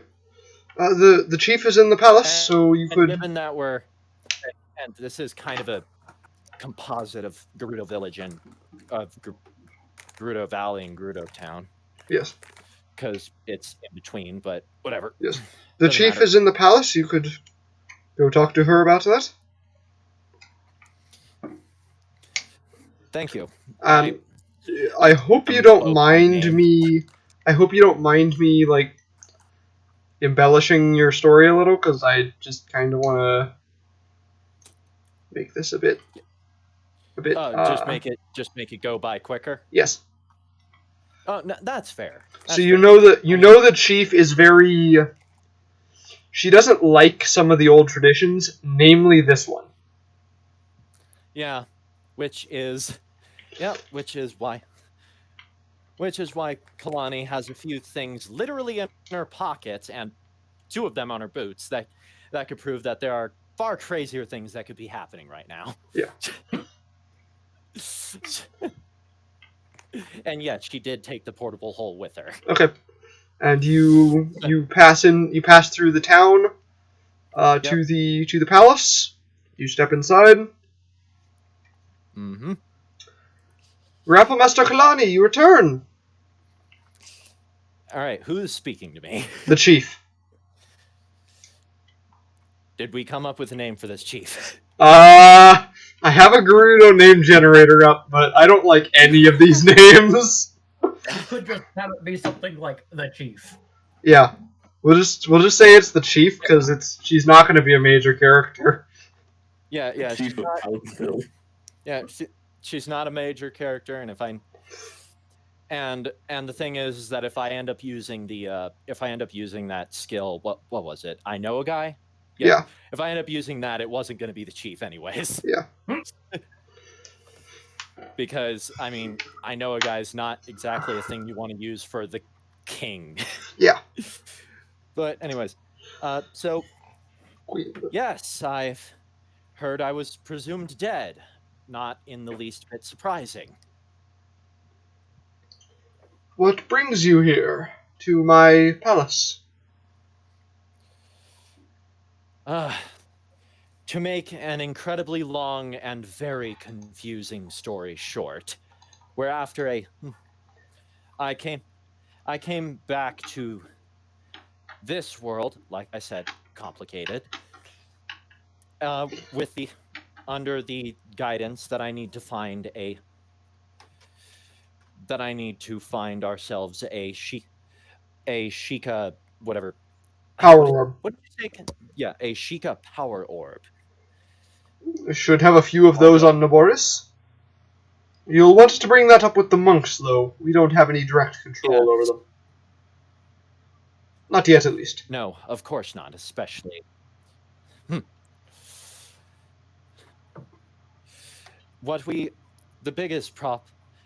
problem is, though, is that I have no idea how long we'll be here, and I wish to have my compatriots stay in Gerudo Town. However, the problem is one of them's a Vo. I was wanting to bring up one of the old traditions of allowing Vos into our domain. I believe it was last used for the Hero of Time. She looks a lot more stern than she had been previously. Yes. And Kalani was very much expecting this based on Yes. your description. Yes. Absolutely not. I apologize, but that is one tradition I cannot stomach. I'm afraid. Chief, I'm just gonna kind of walk over to the wall and just start like trying to work out some cramps because Okay. it's clear I've been going for a while. Yeah. I mean, because she can tell I'm different. Yeah. My armor's repaired, but also covered in soot. And the armor is better than it was before from the modifications it received, and the Lionel head. Yeah. It's immediately clear I've been through a lot. and I'm just gonna start saying, I believe that while I understand your reserves of keeping these old laws where they were in the past, I'm gonna like put one foot on the wall, trying to work out something in my leg. Okay. There are far more important things. I believe that what's at stake here could mean anything from the destruction of our entire race to even all neighboring kingdoms, and I'm going to punctuate that by standing on the wall and working on my back. All right, make a persuasion check. Yeah. Wait, just a quick question. Are you like standing on the wall, like you are parallel to the floor, kind of standing on the wall? Yeah, pretty much. Oh my gosh. Literally showing that I've been through some shit. You forgot the spider boots. Yeah, go ahead and make a persuasion check. I've seen stuff. You do have critical cards. You have fortuitous circumstance cards. Yes. What? You have fortuitous circumstance cards. Yes, would using that help? Yes. I'll use it because I Alright. have many. Alright. She stands up out of, like, shock. Yeah. Well, if that's true, I suppose we cannot afford to not have you... I also get down from the wall and put the portable hole out and reach in and grab something to eat. Alright. If that's true, we cannot afford to have you not be able to complete your mission. Yes, indeed. Want some? I offer some pork meat. No, thank you.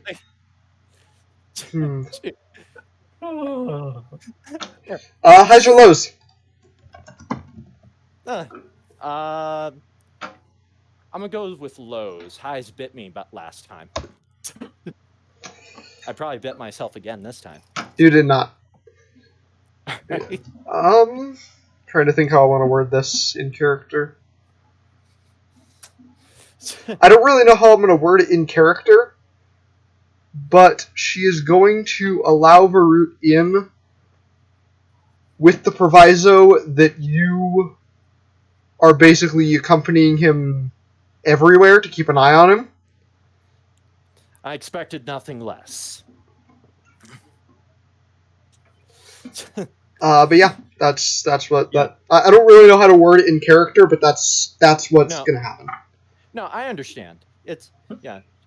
I understand completely and expect nothing less. It's we try to keep the whatever. I understand completely. And given the situation, and while I trust him with my life and trust him as far as I can throw him, which to be fair is fairly far, I can't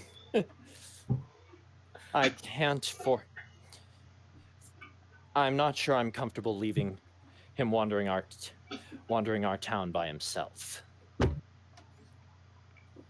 Although I'm not sure I could say the same for the rest of them. But she kind of mutters that to herself. Okay. She doesn't want to get the rest of them in trouble. Yeah. Lord knows. Character isn't hilarious. One person you actually trust is the one person you can't let go anywhere because he's a male. Yeah. Yes, the one person she trusts in this party is also the same person she's technically legally required to kick his ass if he ever got in her town. Yeah. Like legally required. Yep. And more so than most because she's actually in the military. Yep. And the Gerudo do not have a difference between military and police. Yeah, they're a warrior culture. Yes, they are. Which, So, like, come to think of it, Mandalore is a warrior culture too. So Mandalorian with ancient technology. Okay. Yeah, actually, the funny thing is me and Brad actually spent a while discussing about the fact that how accidentally we realized that Kalani and Varut are practically perfect for each other. Oh my gosh, yes. In too many ways. It was just super funny. It was. And it's also like you unknowingly follow the Mandalorian code without even trying to. Yeah, no, exactly. The Mandalorian code is very similar to the Gerudo code when we thought about it. Anyways, yeah. What would you guys like to do now? Okay, so I thank the chief and I go out to, well, obviously I get something that allows him entry that I could pretty much stamp on his, that I could pretty much just attach to his front, and I tell him, keep this on you. Keep this on you as long as you don't leave my vicinity. Everything should be fine. All right. I attach it to probably the bandolier that's holding a whole bunch of grenades. Yeah. And I recollected ammo rounds for the disruptor rifle. Oh yeah, I recollected the portable hole. Okay. Yeah, I figured he did. One of the guards asks Kalani, "So, other than your friend here, what brings you? It seems you're here. What? Did you have to talk to the chief about something else, or?" Well, most of what else I learned ended up means I'm going to have to talk to the monks. Well, I don't. As little as I don't want to talk to those outsiders. They don't seem all bad. No, I suppose not. I say, looking at Naboris in all its splendor.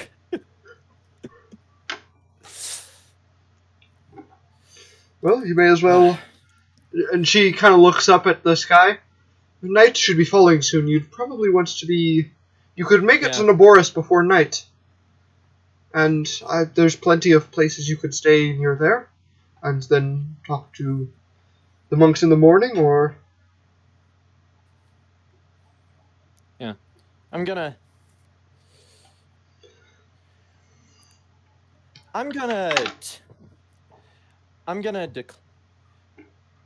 decline and say that it'd probably be best that we actually got ourselves some sand seals to make the journey faster. Okay. Yeah. So, Kalani's obviously ridden a sand seal already. What? Kalani's obviously ridden a sand seal already. Yes. In fact, she has her own. Okay. It's surprised. Yeah. It's happy to see her. Yeah. Does her sand seal constantly make seal puns? Not to my knowledge, but her sand seal is very similar in appearance. You know, very battle scarred looking, and well, actually, it's bigger than most. Yeah. Okay. So, and then the rest of you will need to make animal handling checks. Wait, quick question out of character. Would my speeder bike be just as useful for these purposes? Yeah, it'd probably be about as fast. Okay. And well, I'll be like, no, it'd be a lot faster, but you could easily keep up. Is my point. yeah. Well, I mean, I could probably run circles around them when I go 500 miles an hour. Okay, I'm calling it the portable hole. How loud is? For what purpose? Get my speeder out and reassemble the thing. How loud is it? Oh, it's not too. You don't want to loud. frighten the sand seals. As long as I don't open it up all the way, which I probably shouldn't if I want to keep up with you all, it'll be pretty quiet. All right. I give them the sand seal, and I pay the fee to rent for the others to rent sand seals. All right, Griswold, you need to make an animal handling check. Yeah, I was just checking which one it was. It's wisdom. So without bullcrapping, how much do I actually? Oh have to dear goodness! Griswold knows what she's doing. Probably about 50 rupees total. So does Juno. Yeah, both your sand seals are just fine. You quickly get to Vanaboris. All right, cool. Oh yeah, and just for flavoring purposes, Kalani doesn't use a shield. She basically tied her chest and back plate into a makeshift sled. Okay. And I mean, I'm, like uses sitting there that. on my hover, my speeder that's just magically floating in midair, just looking at you all like you're crazy. Ah. Oh, wait. You hear me mutter something about Tuscans and panthers. Yeah. You're still trying to figure out. You're still looking at the sand seals and the fact that they're literally swimming in the sand. Well, I mean, And we're just being pulled along by shields. yeah. Yeah, meanwhile, I'm sitting there magically floating above the sand, moving Yep. along. Yeah. very fast. So you get there well before nightfall. This is good. This is all good things, and exactly why Kalani plans these sorts of things. Anyways, we get there. Okay. Yep. Mhm.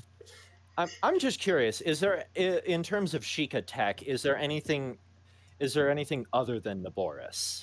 There's a few guardians around, but Okay, most so of they them see seem exactly what I was trying to draw. deactivated. There's only one that's active, and its legs aren't active. It's just sitting there.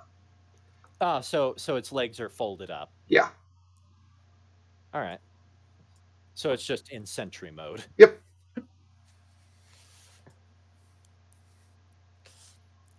All right, we get there. Yep. Ah, now I'm. in There's a charge. few more Gerudo around and some Sheikah. Yeah. So I approach, recollecting my armor, Okay.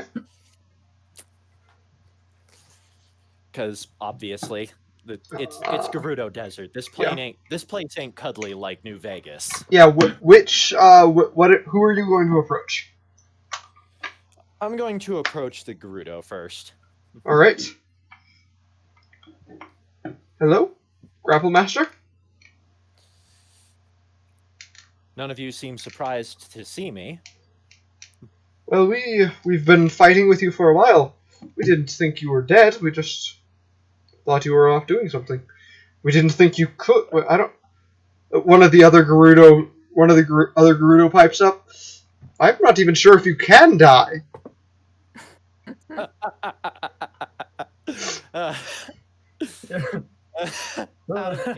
Serious laughter. Yeah, I know. Considering I'm the only one who dies. Isn't Kalani the character that's died the most? Probably. Next to Yes, Carl. in fact, if I recall correctly, I'm the only one who dies. No, other Oh. people died during the almost TPK. Yeah, the almost TPK killed Griswold and Juno as well. All right. Yeah, Oh, no, but I was yes, knocked out. yes, I in got terms back of up, though. yes, but in terms of party, I'm currently the highest body count. Yes. Cosmic Angels for the win. Yes, thanks to a boulder, an angry monkey, and I could have swore there was one other thing. I don't know. Don't Anyways. Maybe there wasn't Death one other Claw. thing. Whatever happened to or happened at Arbiter's grounds? It was retaken by some monsters. I believe the rocks were some Lizolfos that pushed them off a cliff at you. What about the giant beast? Out of character, did you know what the giant beast looked like, or was it just something big? Out of giant, I was literally picturing Star-Lord. We don't know. We didn't see a large beast, though there have been reports of spiders. Spiders? Yes. Did you say spiders? Yes, I said spiders. Okay. So, Skulltulas. Yes, Colchillas. Sorry. Whatever. No, that's just what Kalani says to them. So, Skulltulas then. Yes, Skulltulas, and there have been reports of strange-looking Skulltulas, but nothing specific. Just that they didn't look normal. That's never a good sign. Anyways, you were right to assume I was doing something else. While I'd love to share the tale, I'm not sure now's the time. It's especially at least until I can find a way to make it not sound completely insane. Now I'm here to speak to one of the monks. Well, you should probably board Naboris. I don't believe any of the monks are on the surface right now. All right. Thank you. I look at Naboris and the fact that is it sitting or is it? It is sitting. Okay, I was about to say if it was just standing full height, I would have just been like, well, here we go, and just walked up. Yep. All right. So I'm gonna go. Board Naboris. All right. Like, no sooner have you started walking on board Naboris when a Sheikah, not a monk, but a Sheikah, runs up to you and says, "Grandmaster Kalani, I've been looking for you. I have been missing for approximately 3 weeks. Yes, we heard you were back. Master Koshio requested your presence. He's on the starboard viewing platform." Him. Very well. Is anyone following me, or? I was about to ask that question. It's like, what are the rest of us doing? Yeah. You can follow me. Kalani doesn't stop you, and if they try to stop you, They won't stop them. Yeah. Okay, Because then, if they try to stop them, Kalani will just say they're with me. Yeah. And they'll be forced to back off. I mean, we're talking about the lady that just Darth Vader. God. Yep. Anyways, so we're gonna continue. The Darth So I Vader. guess we're going to go to the starboard viewing platform. Oh God, what orientation is it in? Starboard is free of orientation. You know, like left and right is an issue. I know. I wasn't meaning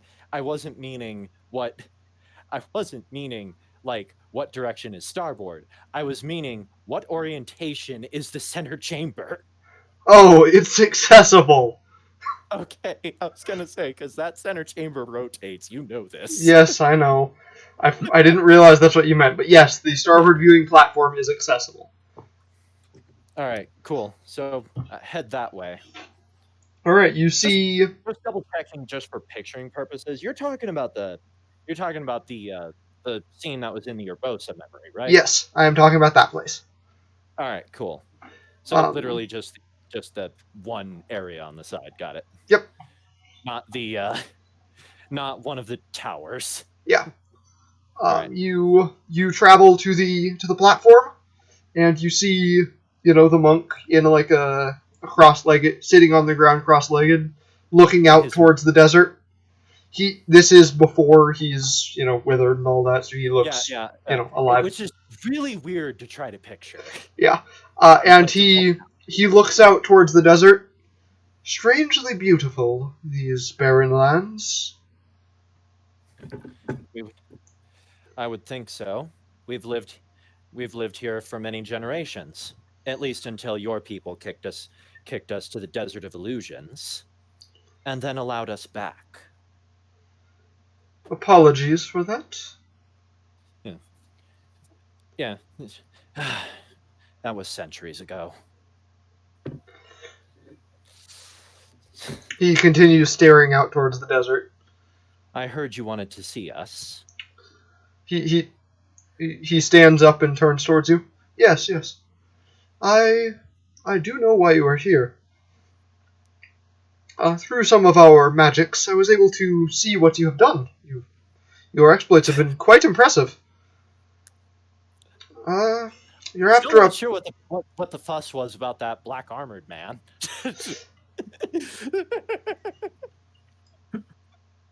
I'm sorry, I just can't get over that. Brutal just stays calm and mutters something in Mandalorian. You're after a power orb, yes? Yes.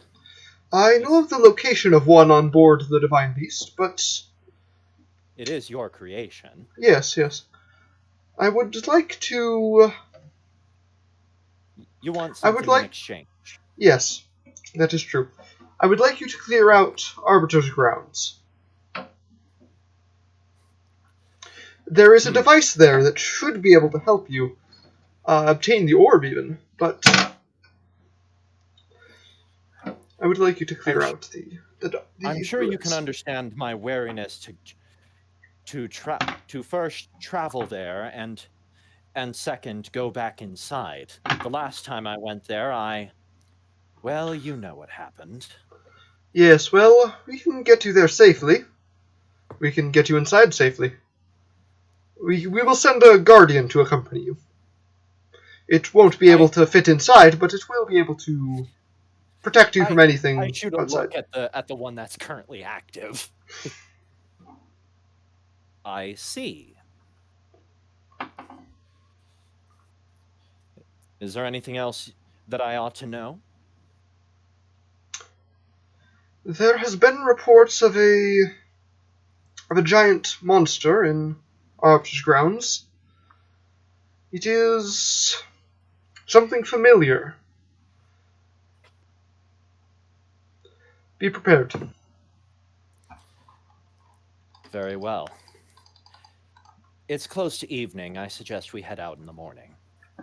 That seems like a smart idea. We don't want to be... The chill of the desert is just as dangerous as the heat. Yes. It was a pleasure. Well, I thank you for your assistance in this matter. I will see to it that those ancient and cursed lands are cleared. Thank you. I would like to point out that if anything, Kalani's actually genuinely surprised that they want the evil cleared out of that place, because, I mean, reading in between the lines in Zelda lore, we can kind of tell that everything horrible that's happening there was kind of their fault. Arbiter's grounds. Yeah, whose fault? The Sheikah. The Sheikah's fault? Yeah. I mean... It's heavily implied. I'm kind of trying to make Maz Koshia in this, like his original self, be a little bit more gentle, a little bit more caring, I guess. Yeah, yeah. Well, I mean, he kind of is, but at the same time, he was also kind of terrifying. Yeah. Seriously, the only person who could beat him was the hero himself. Yikes. That's nothing easy. I defeated him with Koga. I don't know what you're talking about.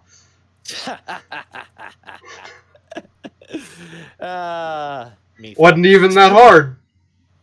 Yeah, I was talking about, I know. I'm just joking. I know. I did it with Herbosa. But anyways, yeah. So we go. If the monk has nothing else, I'll thank him for his time, and Yep. we'll find a place to settle down at this encampment. All right, you pass the night uneventfully. In the morning. I mean, obviously, I keep watch because these. Yeah. But you do not want to be caught unawares in these deserts. yeah, but nothing eventful happens. Seems like monsters are steering clear of this thing. I mean, in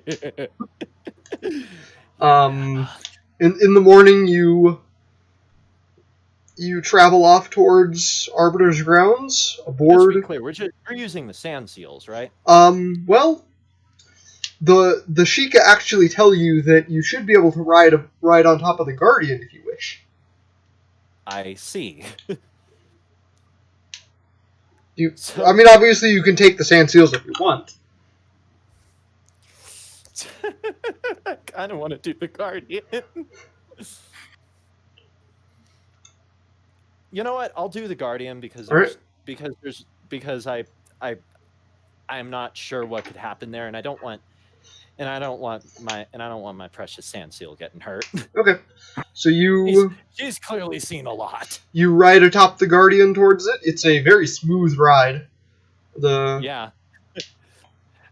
Also, probably unnerving to everybody that it's that fast. Yeah, and eventually, like you see a few Lizalfos like look towards you, and then run off because they don't want to deal with the Guardian. Yeah. I assume as soon as I occasionally hear that gong sound from it. Yeah. As it starts to rotate. Yep. Only for them to run, and it whatever the sound is when they stop doing that. Yeah. God, those things are terrifying. Yep. And missed opportunity that Hyrule Warriors didn't have at least one mission where you worked with one. Yeah, that would have been so cool to have a section where you just like are Link leading an army of Guardians into battle.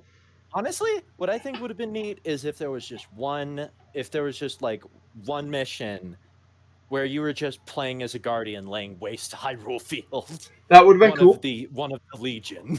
Yeah, that would have been cool. Like that's what I wanted. just to be like, so the calamity was me all along. Anyways, yeah, you arrive safely at the ruins. All right, for everyone else, the Arbiter's grounds look kind of like a Colosseum, almost like a Roman Colosseum. These are much more buried in sand. Yeah. I'm assuming it is in way worse shape than it looked in Twilight Princess. In fact, it looks like it's more just a.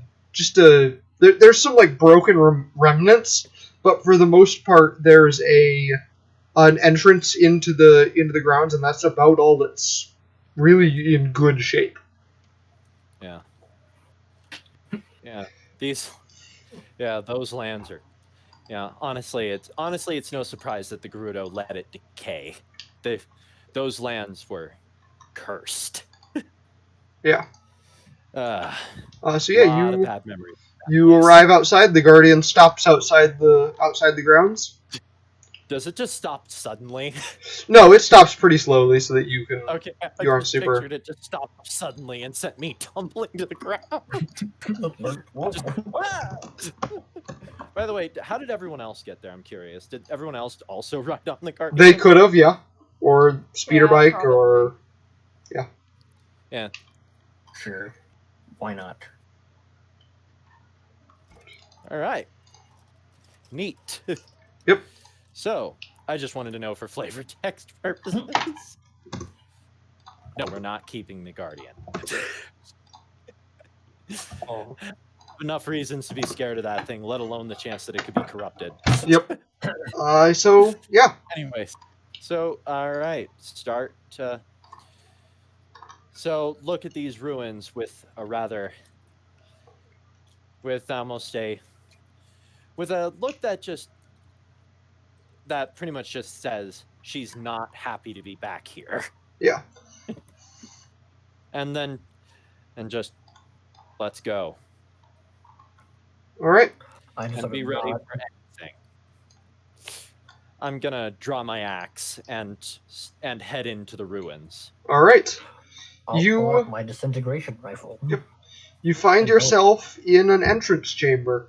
Pillars line the walls. There's torn tapestries between them, and a door at the far end.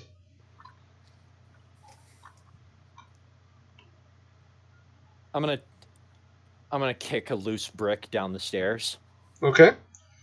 just to see if anything No. unwanted is down that. Nothing. Nothing happens when you just kick the brick down the stairs. All right, head down the stairs and All right. to the entrance. All right. Go ahead Be and too careful with an actual Zelda temple. go ahead and move your characters around however you wish. Oh, there All it I see is. is blackness. Yeah, It's at in the very bottom right bottom. corner. Yeah, I have Fog of War on. Oh, okay, all right. Yeah. John legit designed the whole map. Yep. Whole map setup. Oh, it would help if I actually used my cursor. Mm-hmm. Hmm. Just tell me when to stop. Stop there. I'll keep up, but be behind you. All right. What's No, on wait. this? Stop there. Stop there. Stop there. Oh. There isn't a door. There isn't a door there. I just wait a second. Where are the rest of you guys going? Just in this room for now. I assume you guys are staying together as a party. Yeah. Whoops. And because we don't exactly have someone good with disarming traps, we're just gonna have to use the tank. Mm-hmm. All right. As you Wait a second. What's everyone's passive perception? Mine's 17. My passive investigation is 20. you don't notice anything. I'm just gonna say whoever has the highest might. Yeah.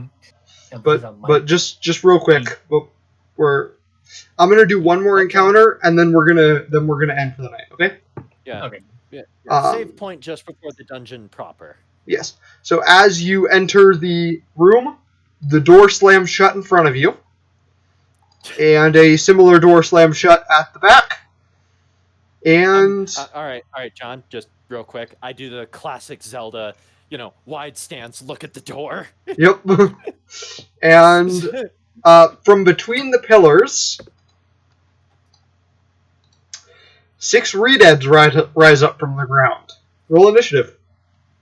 Lovely. Redeads. To you, they just look like zombies. Yeah. To Kalani, they're worse. Wait, I don't wanna do that. How much vertical? Out of curiosity, are they Redead Knights or are they just Redeads? They have swords. Redead Knights, then. And just for reference, they're using the Revenant stat block. So Yeah, it makes sense. I mean, honestly, I'm just curious how you're gonna flavor their main ability. what? Their like fear ability that they have? Or they paralyzing? Yeah, they're paralyzing shriek. Yeah, Revenant straight up have an ability that does that. Oh, perfect. Kalani, you're up first. I forgot. I Oh, left the puppet back on the Kalani, you're up first. Rip. wait. Now I'm curious. What about your puppet? She left it on Yavin 4. It didn't. Oh yeah, because we walked through a portal instead of just getting beamed there. All right. I'm gonna move towards this one Okay. and classic maneuver. If that works. You're gonna grapple it. That's grapple.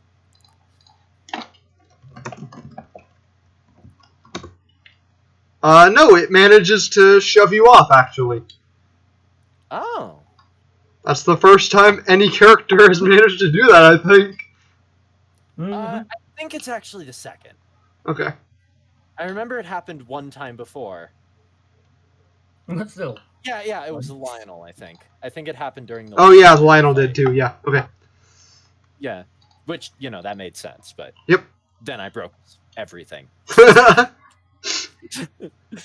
Anyways, that's a bonus action, so I'm gonna... Try again. How does that... What? Yeah, you succeed this time. Okay, so...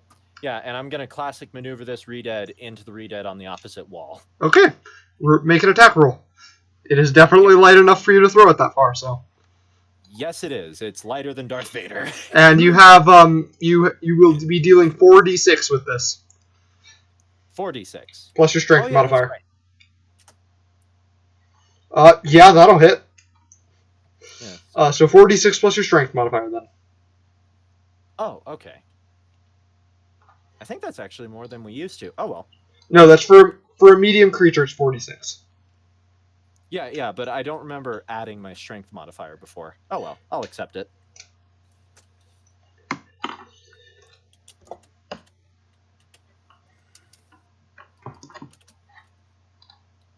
Darn it. Carl's in the way. Sorry, jeez. Yep. No, this is literally right where Juno is. If it weren't for where Carl is, I could literally use the flamethrower. That and is get the all end of them. my turn. Alright. You're not going to move at all?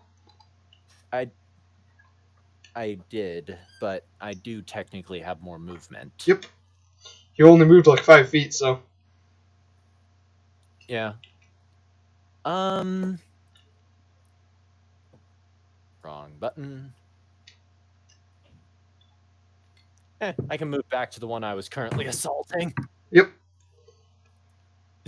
Which is, I think, the first time I've ever actually done that. to grab someone, throw them, and then immediately go back to beating the crap out of them. Alright, Griswold, you're up. Alright. Griswold is going to move over there, so that's 5, 10, 15 feet. I'm going to cast haste, and because contingency is still... Guiding bolt, which one are you throwing it at? It's the one that Kalani is currently on at the moment. Alright. Go ahead and make your attack roll.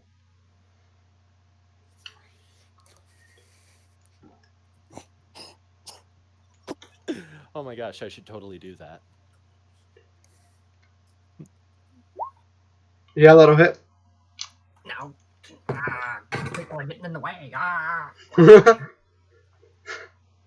Actually, wait a second. Okay, that works. That works just fine. 24 points of radiant damage. Okay. And Varut, if you're using your flamethrower, it's a 15-foot cone, which means it's 15 feet across at the end of the cone.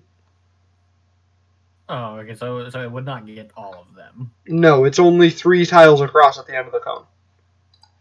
So it would be there to there. Yeah. Okay. Oh yeah, and I guess bonus action, say the phrase. Well, you have a bonus action, and you have another action. You have a point there. Bonus action, by the might of Cain, light the flaming glaive, and I'm gonna go and swing at that boy right there. Okay, go for it.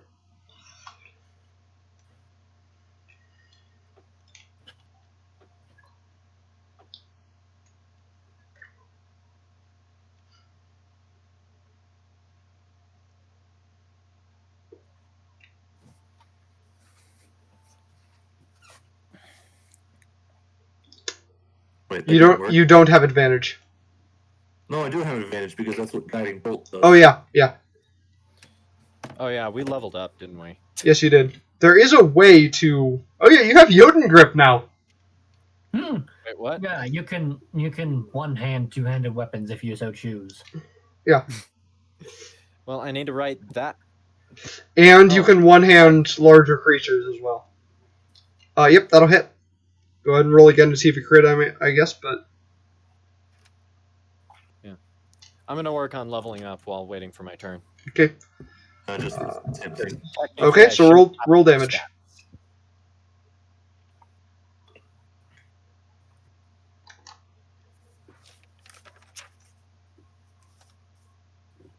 Uh, 17. Alright. Let's see. Hold up. 7 of which is specifically, what was it? I guess just Dex plus piercing. And 10 of which is fire. Alright. Yep, that's good. Bonus action. Wait, no, I don't get a second bonus action, do I? Ah, dang it! You know what I should have done? Oh well. Completely forgot about it. Oh, John, did you add the damage to me grappling the? Oh, I did not. That's your strength modifier, right?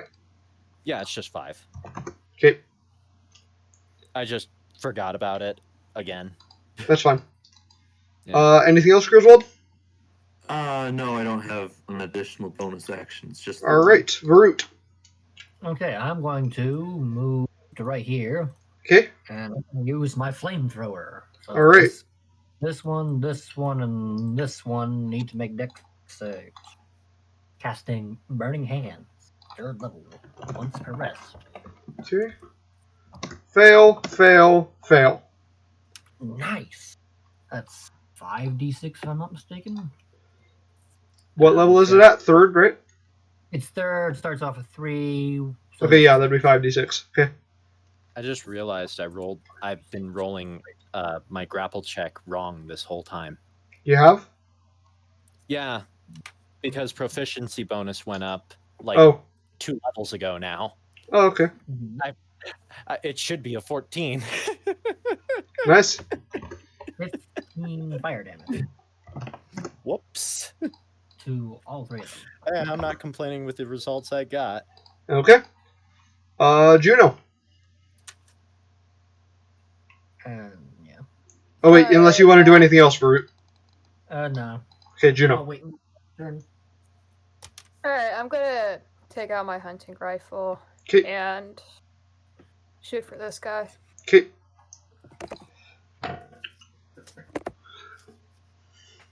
Yes, that'll hit, obviously. You can have a critical card as well.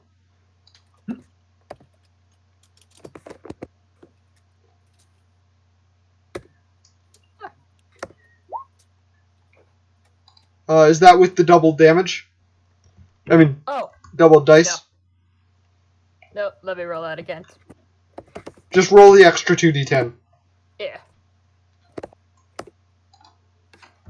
Okay. And then for my second action, I'm going to do the same thing. Alright. Alright. I'll take it. Go ahead and reroll that, Kalani. Oh. And then you'll add your... Wow. Thank you. And then you'll add your con mod, and then you'll add 2. And 2 again, because she has the toughie. Oh, so, yeah. So it'll be 12 plus con plus 2 plus 2. Alright, yes, that'll hit. So, that's... 14 What's your plus constitution modifier? Yeah, my con's 5, so that's 20-something, isn't it? No, that's 19. No, it's not. It's 21. Yes, 21. Alright, Wow. cool. I have 21 hit points per 221 level. points. Wow. In the new year, I gained 21 hit points. Dang. Alright. Who is the ultimate tank? Alright, Juno? I gain... Alright. And then Carl's gonna run up here. I rolled and Okay. attack.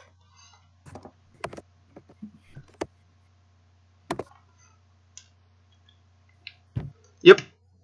Okay.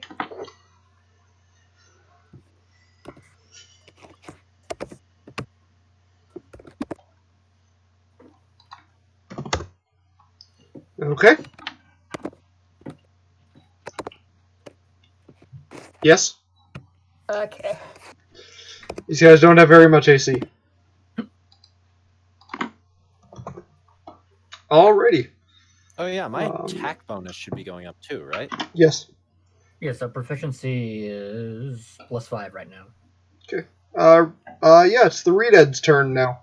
So the Redead in front of Carl. Carl is going to use Vengeful Glare. So Carl needs to make a Wisdom saving throw.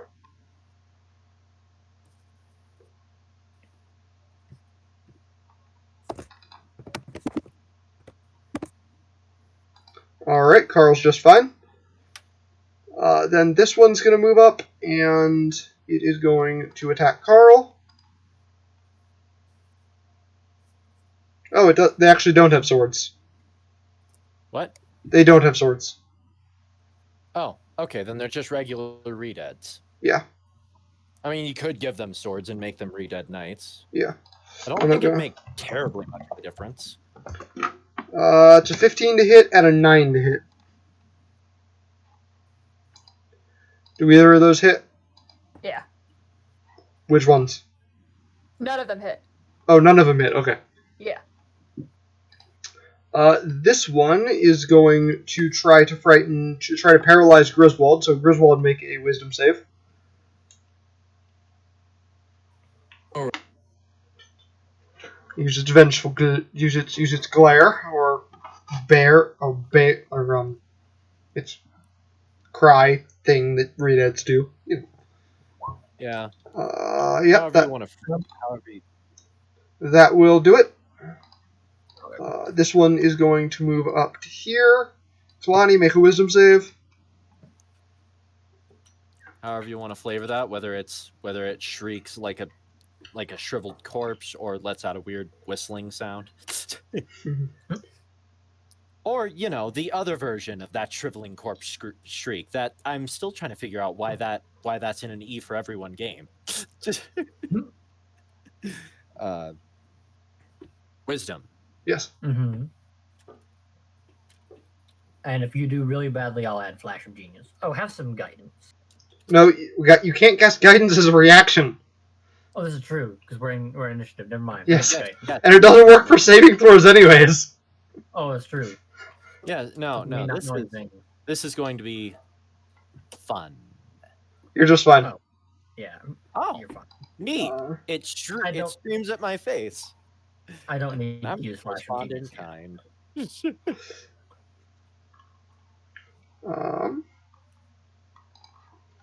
So this one's going to move up to Varut. Varut, you make a save, and Juno also needs to make a save.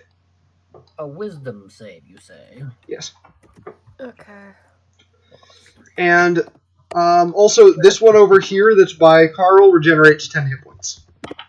I'm going to use Flash of Genius on that. That's a 16. Okay, you're just fine. Juno, you are paralyzed. Ah, okay. So that really sucks. You basically you can't do anything. And they get advantage to attack you, and if they hit you when they're within 5 feet, they get an automatic critical hit. Oh, jeez. Okay. Kalani, your turn. And I should note, only this one regenerated. All right. I'm gonna ask for situational purposes. Okay. So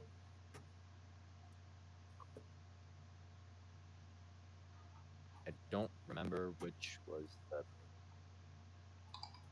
So here, Yes. roughly here, is the stairwell is. Yes. Or The is stairwell. it The stairwell begins at the spot where it gets thinner here, but Okay. the door that closed is at the top of the stairwell. Oh yeah, that's right. The door closed. So that won't work. What was your plan? Oh, well, I was thinking if all hope gets lost, I'll just start chucking the Redeads out towards the Guardian. Oh, okay. And it would turn into a meat grinder. Not only would the Guardian just tear them to shreds, they would also, it's midday, and Redeads are paralyzed in sunlight. Yeah.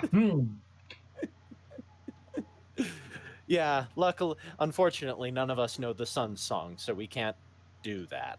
Yep. Oh, well. Well, that plan went out the window. That's fine. I'm just going to kill the one in front of me. Okay. Let's use the thing that's my shiny new attack roll, apparently. Okay. Yeah, okay.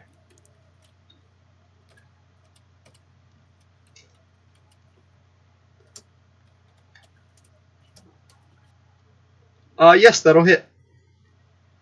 All right. These things suck. In terms of AC, at least. Yeah, no, nothing in the actual damage would have increased. Yeah. No.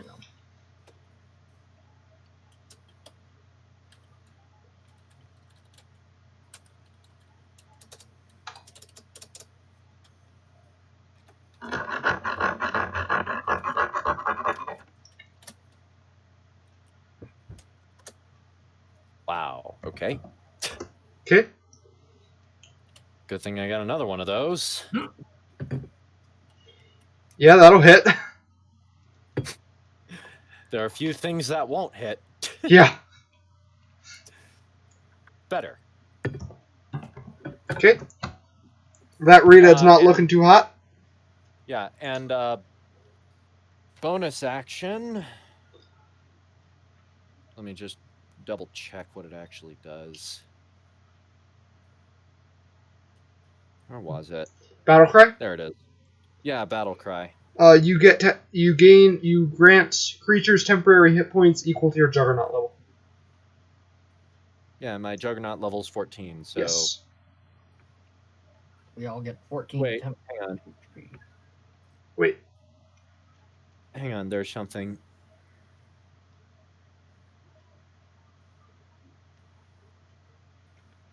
Oh, is that what you did instead of a taunt? Yeah. I'm double checking to see... Okay, yeah, so I just used battle cry. Okay. So everyone gets 14. Everyone gets 14 temp HP. Nice. Oh, cool. Yep. Yeah, Kalani's just gone full mama bear on these guys. All right, Griswold, you're up. All right then. Griswold is going to attack the Redhead that I can hit from right there. Okay. Finish it off. Yeah, that'll hit.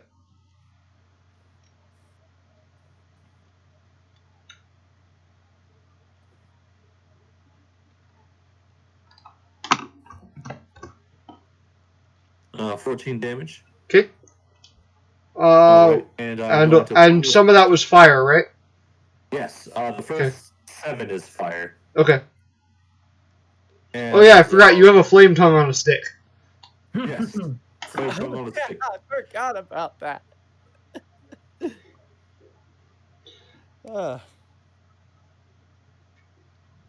Yep, that'll hit.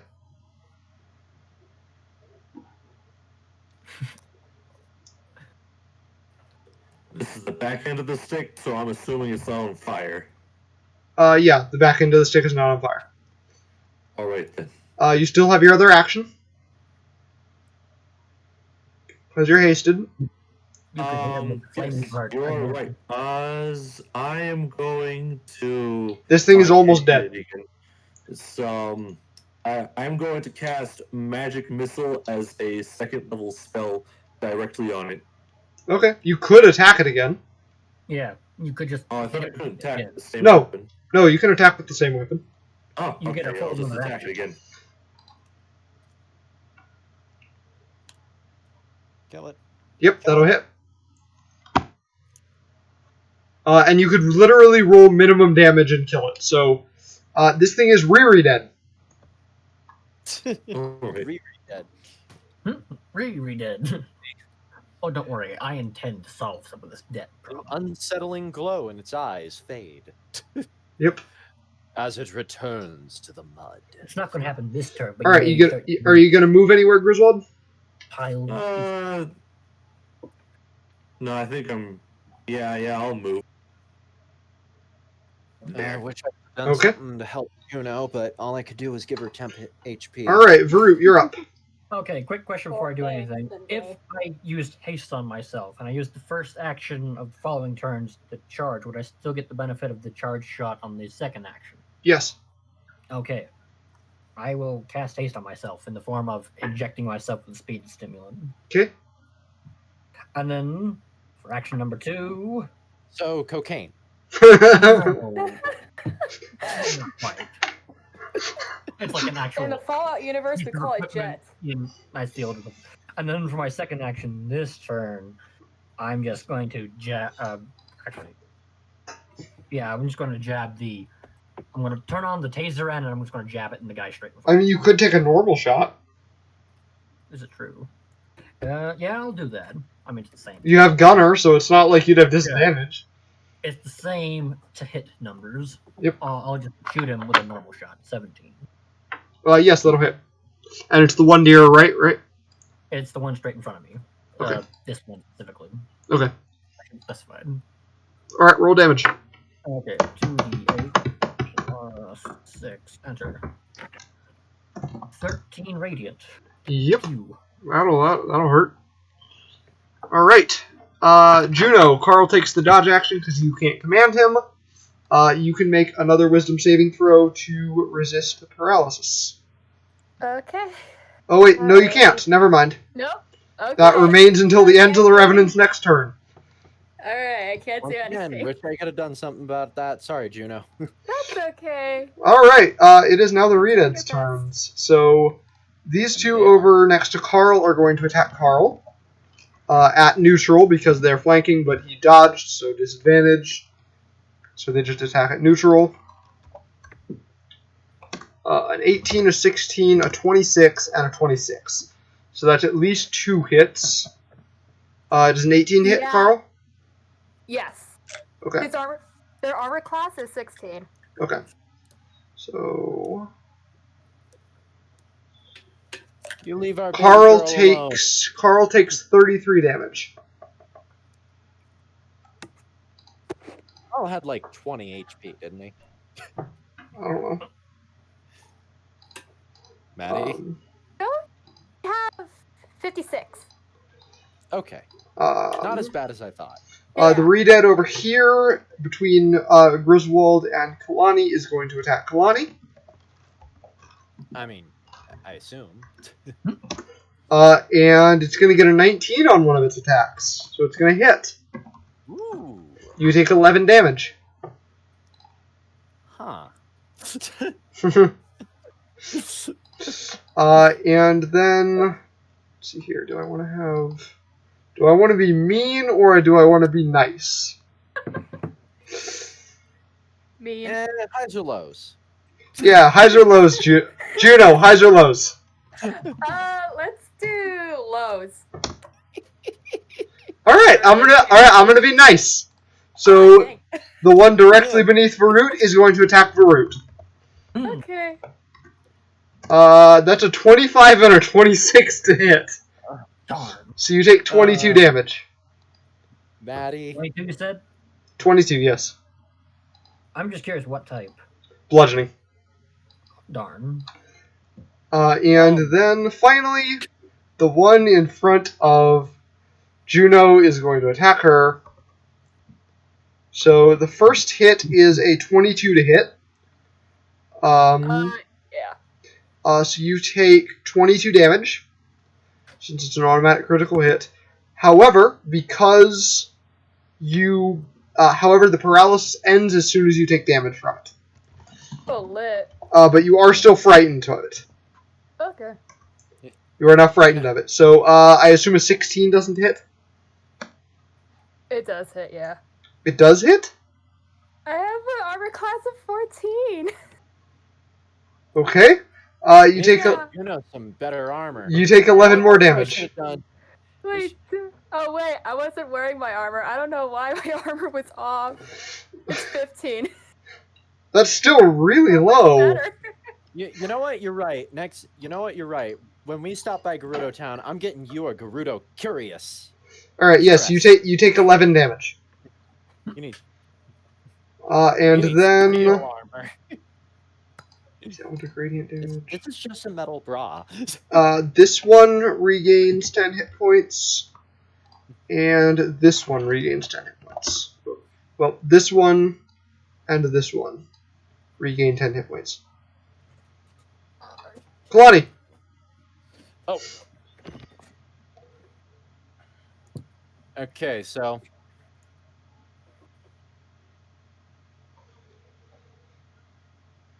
I can move through an ally's space, right? Yes, because you're a rabbit juggernaut. Yeah, but Yes. What action is it to shove? That's an attack. So you could attack with, you could do a shove, and then you could do another attack and still have your bonus action. And I believe Unyielding Strength gives you bonuses to shove, doesn't it? Yes, it does. I have improved shove. Well, no, Unyielding Strength, your Juggernaut specialty, it gives you other bonuses as well. Here, let me check. I have it pulled up. So, Unyielding Strength, you can push them 10 feet when you push them, and Improved Shove, when you shove a creature, you can push it away and knock it prone. Okay.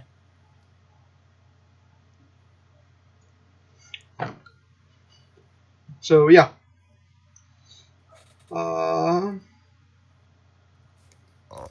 Okay, so here's what I'm gonna do. I'm gonna grapple this guy. Okay. Make that their check.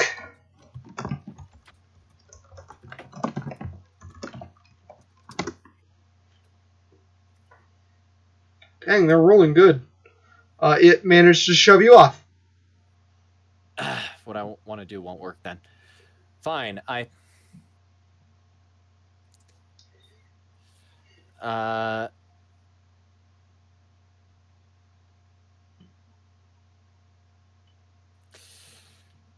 was trying to be a bit more tactical and control the battlefield, but it won't work this turn, so...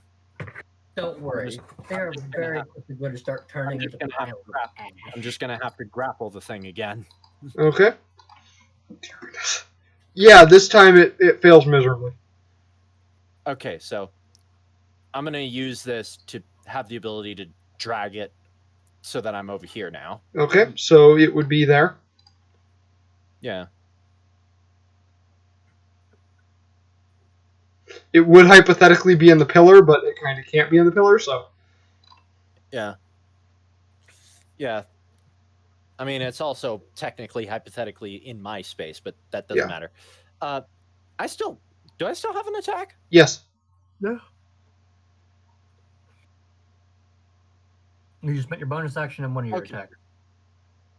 Would it be possible for me to go bowling on these guys? Sure.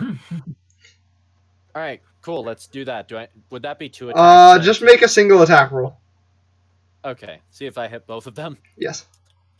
Okay. Yeah, I'm basically trying to control whether or not these guys are close. Yes. We don't like them close. Fair enough. And then very quickly, I'm going to start turning them to piles of ash. Yes. Yes, you hit them both. So this guy goes flying over to here, and these two get shoved like off to the side. So roll damage. Oh, yeah.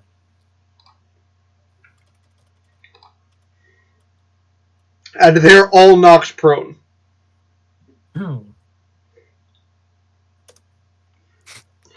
Which means attacks with a ranged weapon will have disadvantage unless Root moves within 5 feet of them. Then you'd be fine. Okay. That's all right. Cool.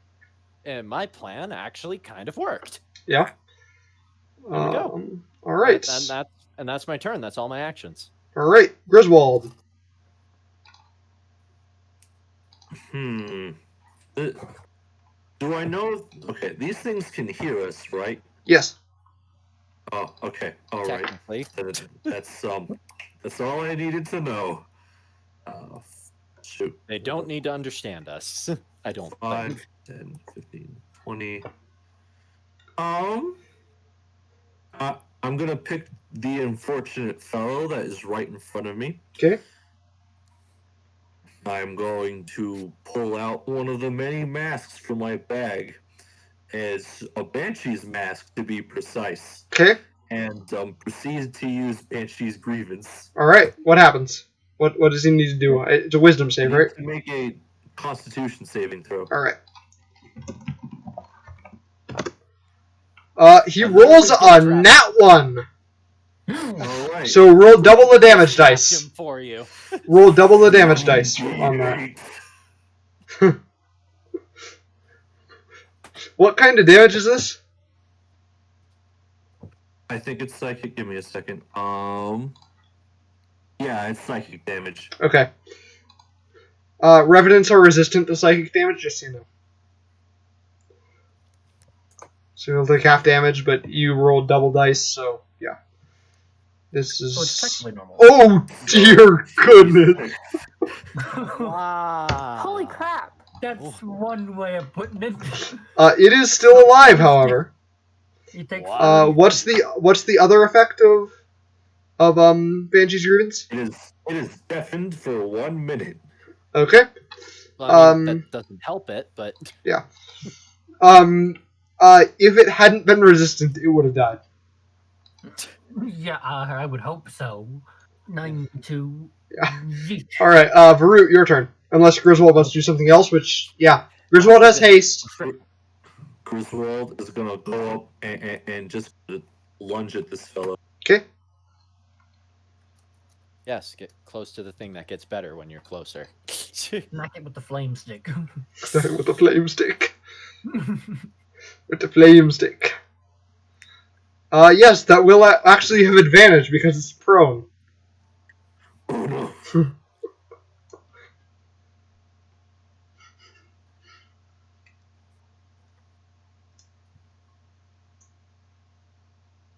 Oh shit, that's not how it works. Just hit the up arrow and then hit enter.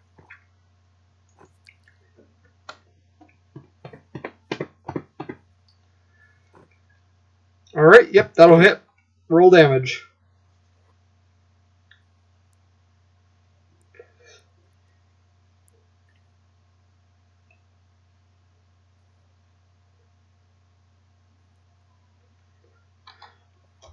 Alrighty.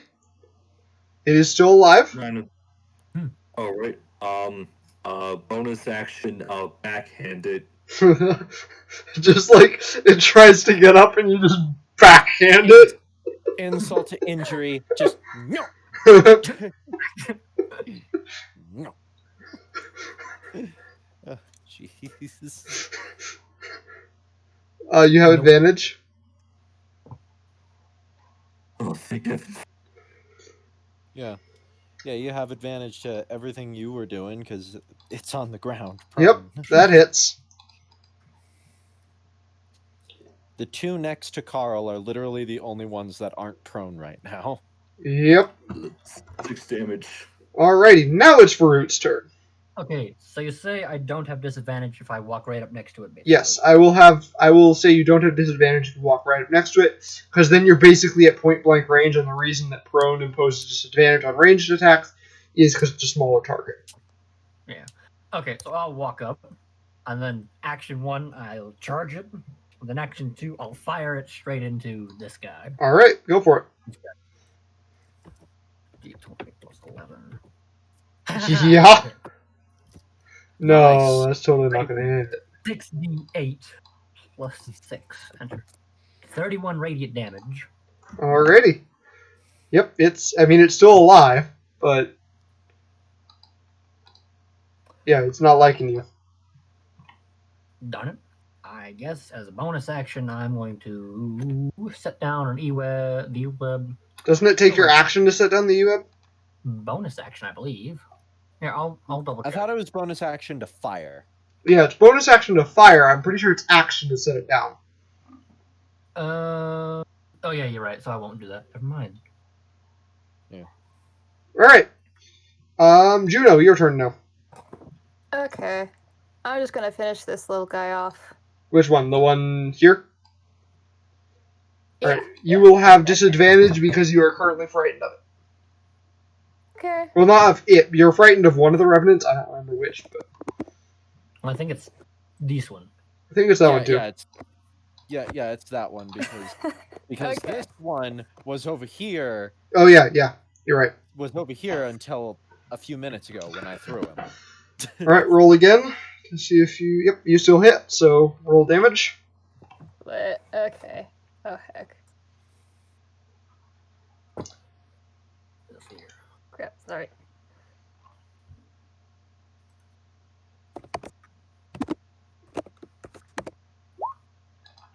Yeah, it dies. Cool. Then I'm going to go after this guy. Okay. You will have disadvantage against it because you're frightened. Okay.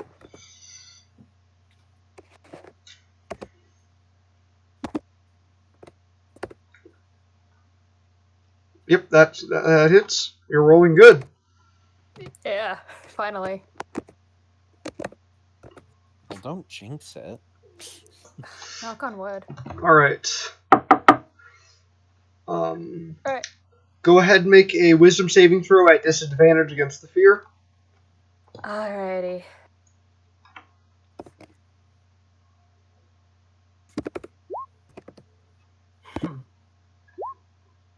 Oh my gosh. The 20 overpowers the disadvantage. You are no longer frightened. But Yeah. What's Carl doing? Carl is just gonna attack this guy right there. Okay.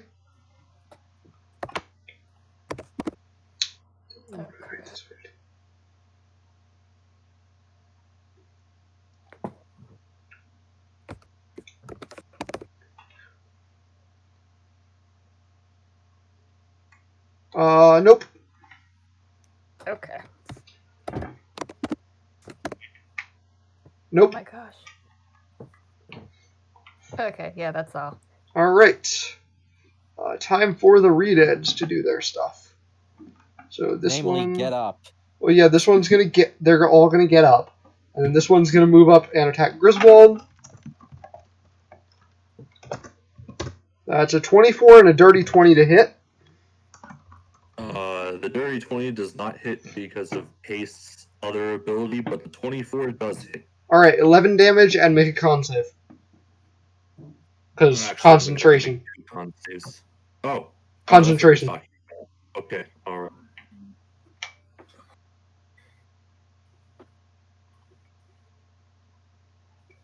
Gotta maintain concentration on haste.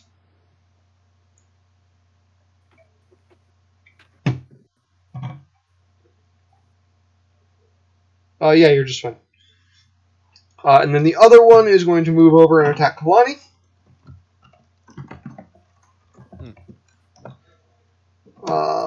That's one of them gets a 22 to hit, so that's 11 damage to you, Kalani. And then the two next to Carl are going to attack Carl.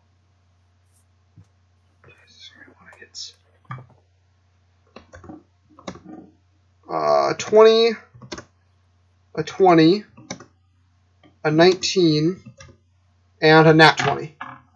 Yeah. Yeah. So that is a total of 55 damage. Oh yeah, Carl's down. Okay. It's okay. You'll be fine. And then this one regenerates. This one regenerates. Yes, this one also regenerates. Alright. Kalani, you're up. Okay. Is Carl doing anything to those Redeads? He's damaging them, but they are regenerating. It seems like Griswold's flaming sword thing and Varut's gun are preventing their regeneration. Huh. Alright, well, I'm gonna see if I can get their attention. Okay. Just double check because I've never used this ability, but I can only use battle cry, right? No, you can use both taunt and battle cry. Oh, okay. Let me just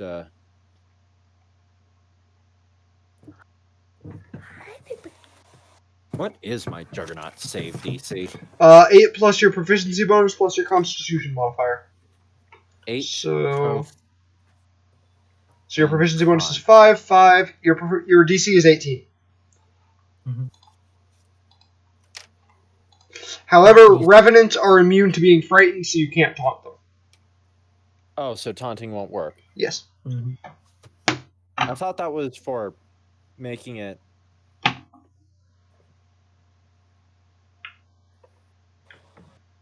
It only works against creatures that can't be frightened. If it can't be, yeah. Okay, never mind. It can be frightened. Yeah. So don't bother using your taunt. So.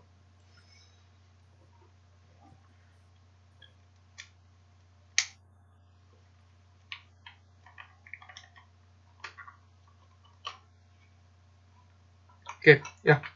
Okay. So. All right. Yeah. So that's useless. Well, I'll just have to attract him the old-fashioned way. Throw something at him. Yep. So what's it to throw my axe at the thing?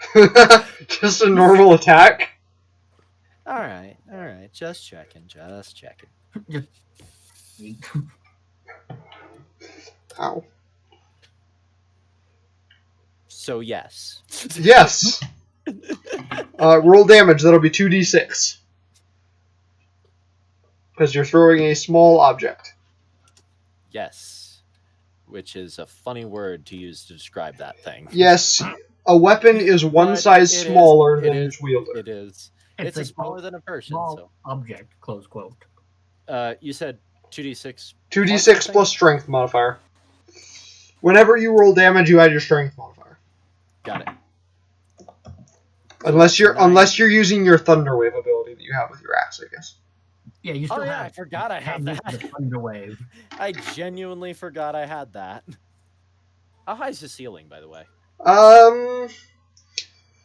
Probably about 20 feet up. Okay.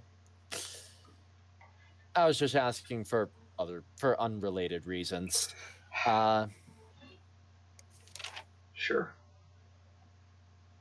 Thunderwave attacked creatures in front of me, right? It's a 15-foot cube in front of you. Yes. Con save, which is now DC 20 because of. So it's like that kind of area. Yeah. I was checking because I was. It doesn't. If I could get them all in one brick. But the one thing is, it is a 15-foot cube that is adjacent to you, so it would have to be starting here or here. Yeah. Here. Yeah, I know. But if we could all get them in a 15-foot cube. Basically, if you get Carl and one next to him to swap places. Yeah. Then you would get 3 of them, and this other one I'll probably have disintegrated by the end of the round. Well, I mean, he's going to be moving real quick, so. Mm-hmm. Well, I mean, if I can. You still have your bonus action and your other attack. Yes, I do, and I currently do not have a big scary weapon, but I do have. But you can use Iron Bond to summon it back to you if you want. Yes, true? I know. You're going to grapple the Revenant in front of you. Yeah. And I rolled too high of a modifier, but he fails. Even when you were cheating, he couldn't beat that. Because I used the wrong roll.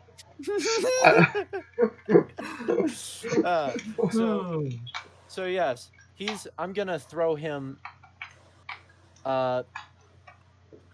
into this general cube area. So here? Yeah. Okay. If we can get Carl and him to move, then we can get we can get all of them. Yeah. You see, you can make an attack. Well, you don't have to make an attack roll. Roll the damage for it, or d6 plus strength. Yeah. I'm also going to move here so that I'm ready. Okay. So that was just 46, right? Yep, 46 plus strength. Ouch. Yeah. Yeah. Alrighty, Griswold, you're up. Alrighty then. Okay, so I heard from Kalani earlier that these things are affected by sunlight, right? Yes. Or is that wrong? Yes, that's correct. I don't. Yeah, I don't remember saying it out loud, but sure. You did. Probably said it. It's like you had a plan of like throwing one into like one of these But all the it way wasn't outside. it wasn't gonna work because the door's not open. Oh yeah, you got a point. Okay, I'm going to cast daylight, and I forgot how big the area for it is. Daylight doesn't create sunlight. It creates light. It does not create sunlight. Yeah. Okay, never mind. Scratch that. There is a spell that creates sunlight. It's called Sunbeam. I don't think I have that spell. It's the like an exact echo. opposite of what you use. Oh wait, no, I do have that spell. Oh wait, no, That's a Sunbeam. concentration spell, and I thought you had Moonbeam. oh no, I have. Oh wait, no, that's not what I'm thinking of. That's not what I'm thinking of. That doesn't create sunlight either. Oh. I know there's a spell that creates sunlight. I just don't remember what it is. And it would be super useful for us because there are a lot of monsters in Zelda that just straight die You say it's from like fifth sunlight. level?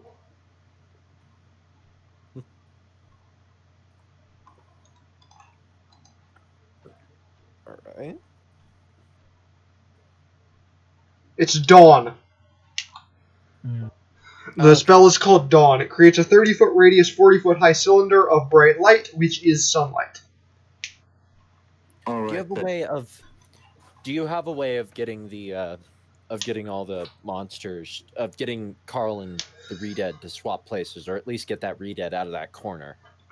Okay. Well, suggesting that I didn't even know the name of the spell. I just know that I had daylight. I don't have Dawn prepared, so Okay. fair. I can make him invisible. Wait, no, that's concentration. If I lose concentration, I lose a turn! I lose a turn. Actually, wait, isn't Carl down? That thing's gonna Yes, hit him Carl is down. anyway. All right. Okay. I have a better solution. It's called Cure Wounds at a high level.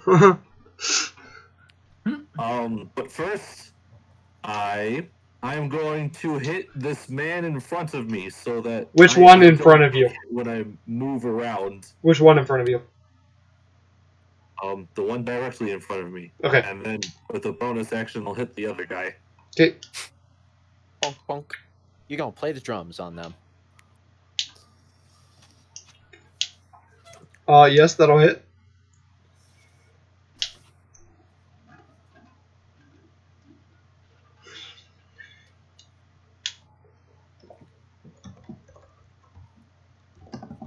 Okay.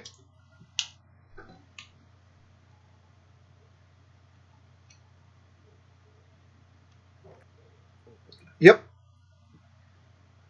All right. So I'm going to hit.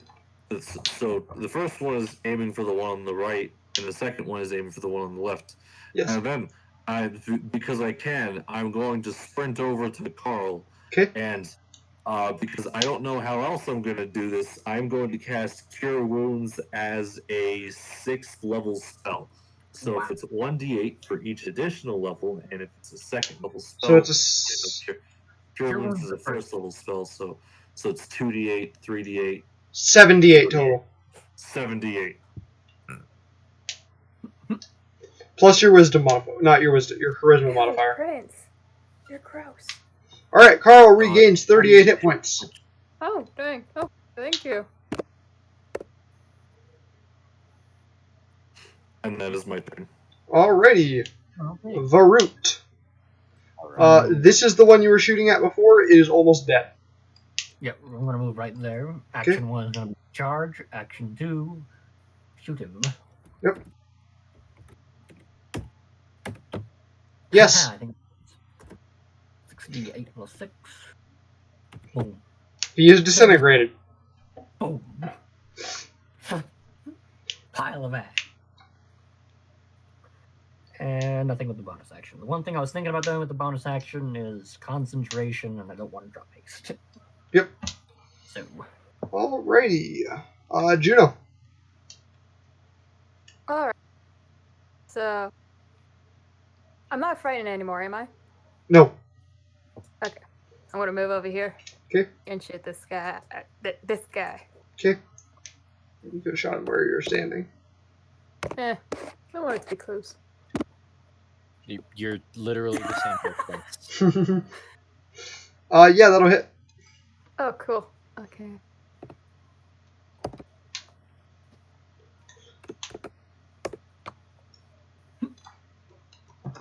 Okay. And I'm gonna do the same thing, yeah.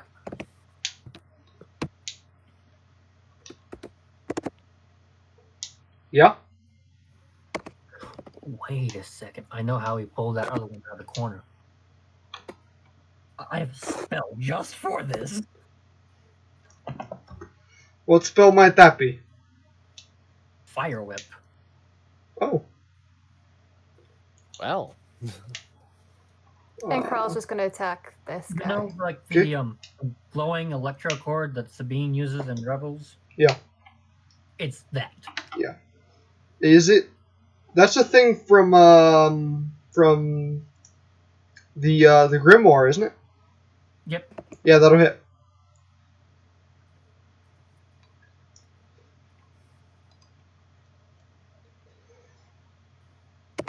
And it deals damage, that can either knock him prone or pull him up to 30 feet.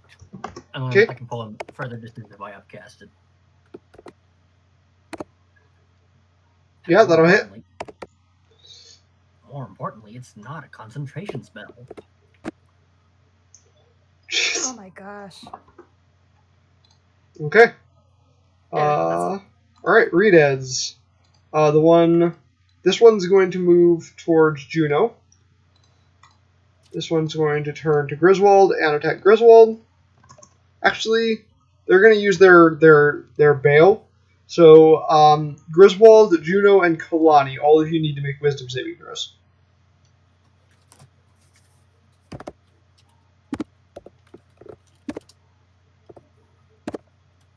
Griswold's fine. Juno's fine. Kalani, you are paralyzed. Of course. So you +5 not bad at all. So yeah, you just don't get to do anything this turn. Wait, John, before that happens, would +5 help Kalani at all? No, it would not. Has to be a 15, I assume. Yep. 15. My wisdom saving throw is not great. Yeah. I can use Flash of Genius on allies, but if it's not going to help, then... So yeah, that one regenerates, and... this one doesn't take any damage. Okay. So, yeah. Griswold. Alright then. Okay. I'm going to slash at the one on the left. Okay.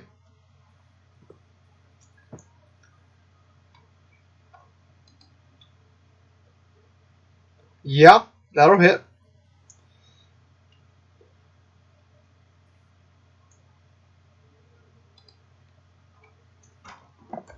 Okay.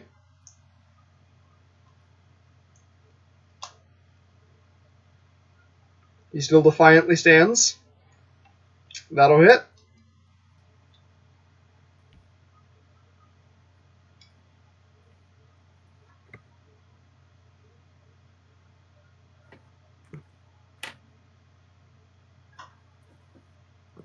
I'm going to get it eventually.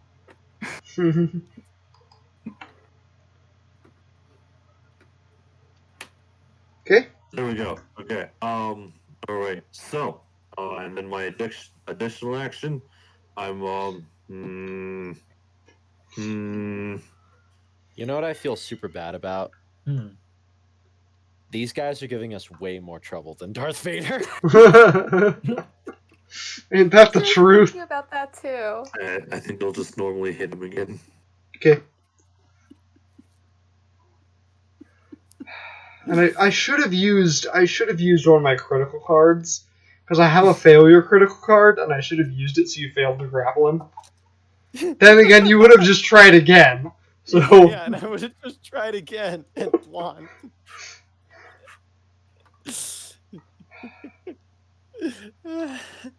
And I was worried he was gonna like slice my axe in half, and I was gonna be like, "Oh no, my weapon! I have to get a new one in Gerudo Town." But nope. all right, so Biggest yeah, so far. Varut, your turn. Okay. I'm going to cast Fire Whip on this fool. He needs to make a dex save. Okay, I kind of suck at those.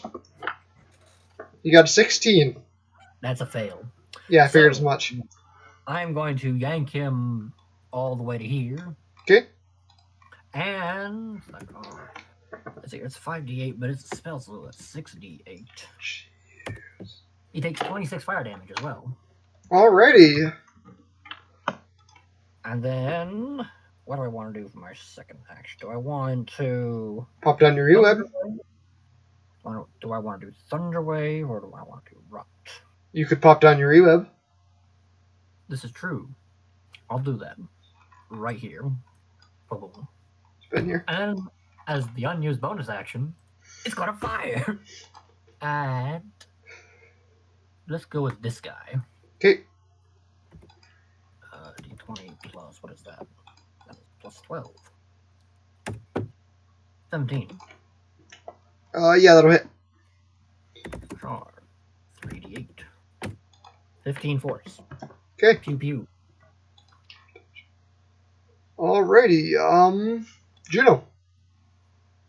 Alright, I'll just shoot at the guy in front of me. Okay. Yeah.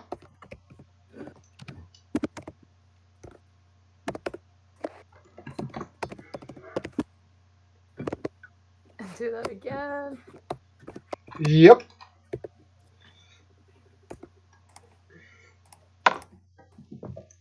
Alrighty. And Carl's gonna hit the same guy. Okay.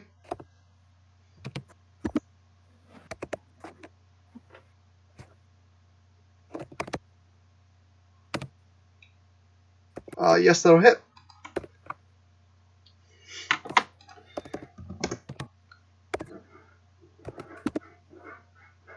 You should get to add your proficiency bonus to the damage.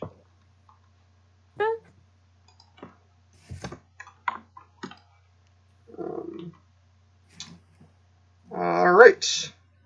Redeads. So move up. One attack to Juno, one attack to Kalani, one attack to Varut. Okay. Well, one set of attacks to each.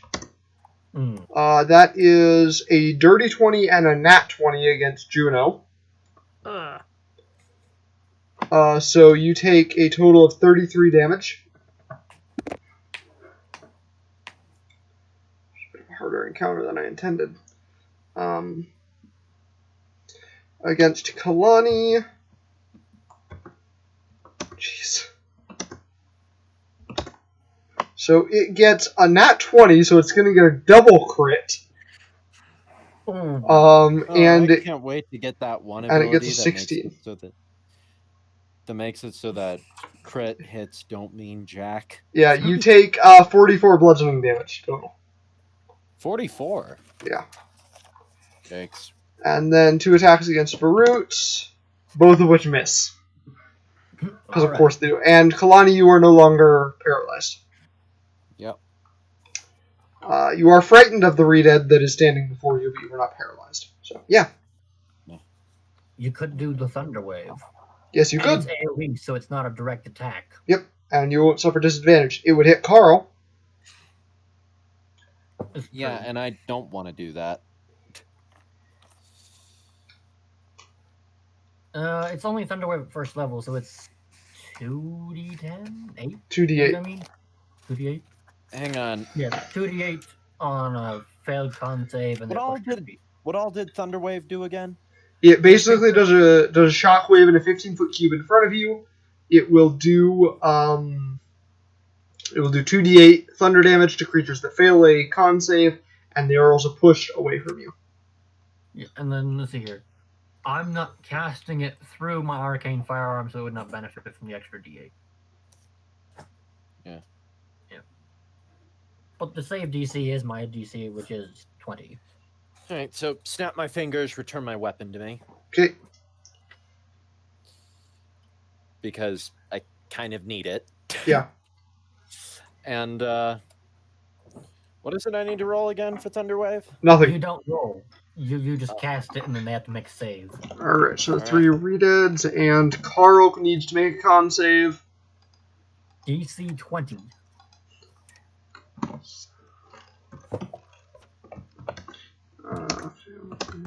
All 3 redeads fail, and Carl I fails. forgot about those. So roll Okay, 2d8. Yeah, and they're all pushed 10 feet. We'll use that against something else. Just get moved to 3. And I think you're down to 9 using. 8. 8. Oh, 8. So yeah, roll 2d8. 2d8 plus nothing? Plus nothing. Yeah. Because I don't have any fancy stuff that allows me to add my casting ability to spell damage. Especially when you're not the one casting it. Yep. It uses Which my numbers, but doesn't use any of my spell slots. Alright, 8 damage to all of them. Nice. And yeah, you still have your bonus action. I still have a regular attack. No, you don't. It takes your entire action to cast Thunderwave. Yeah, because it's a spell. Well, then I don't have anything. Yes, Yeah, you have your bonus. bonus action. No, I don't. Yes, I you used do. it to retrieve my weapon. Oh yeah, you did. I forgot about that. Yeah. I had to snap my fingers and Yeah. return my. I forgot that. bond I my forgot weapon. that costed your bonus action. Yep. Alrighty, Griswold. All right then. Okay. So, They are gift Juno, wrapping how for much you. health you got left? I have 64. Oh, okay. All right. I don't feel nearly as obligated to heal you up at the I'm moment. good. I'm good. But I don't like this Red Dead in front of me. Or Red Dead. I don't know why I said Red Dead. Okay, so, but I really don't like it. So Griswold is gonna go into her bag of many wondrous objects to get another puppet. This puppet has a gun. Okay. Disintegrate. Okay then. Roll. It needs to make a dexterity saving throw. Yes. Which one is being disintegrated? It The one fails. in front of me. Yeah, roll damage. 10d6 plus 40. Many of these deads are getting disintegrated today. You know, I would like to point out that what Griswold just did reminded me of an old D&D story that I was told about a player who performed possibly the stupidest action he could have performed, also the most questionable. They were on a spaceship, and then this dude running patrol finds a little girl wandering these hallways, and she had a sock puppet on her hand. And while she was considerably disturbing, all she said was, "You have a nice ship." To which our dear player decided instead to scream, "Holy shit!" and just open fire with his machine gun, which did nothing to the little girl, and all she did was say, "You're not very nice." And then the sock puppet screamed in a terrifying voice, "Die!" And then everyone else proceeded to walk down the corridor, only to see the door automatically open as player character 1, as his charred corpse comes flying through the doorway, completely electrocuted. Okay then. Alright, yeah, the re-dead is disintegrating. Alright. You still have another action. Yes, I'm going to attack the re-dead that's right there to my right, Okay. next to the Juno. Okay. So roll 1d20, 10. Yeah. Rolling 2d6 plus 1d10 plus 5. Gosh, dang it! Okay.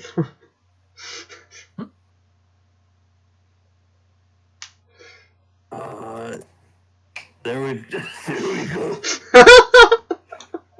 Minimum damage. And I'm gonna backhand it.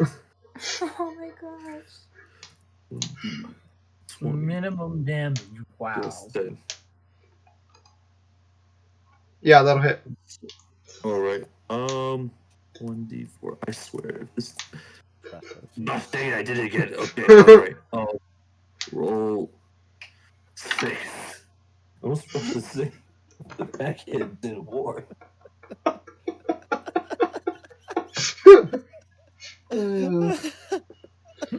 You would have had to roll max damage on the backhand for it to do more. Yeah. Anyways, Varut. Well, action number 1 is going to be to charge. Action number 2, the fire. Which one? Let's go with the one straight ahead. This one. Okay. Yeah. Yeah. Alright. He is still standing, but not by much. Well, I'm going to have to do something about that. Pew pew with E-Web. Yep. Yeah, that'll hit. Just absolutely kill him. Pew. He survives. What? What? He is just barely alive, but he is alive. Outrage. Oh, wow. Outrage. I thought you said I rage. And I was like, when did you take a barbarian level exactly? Right now. Exactly this moment, I took a barbarian level. I took a potion of barbarianism and swallowed it. Yes, I am inventing stuff over here. Alright, Juno, your turn. Shitty time. Which one? Right in front of me. Okay.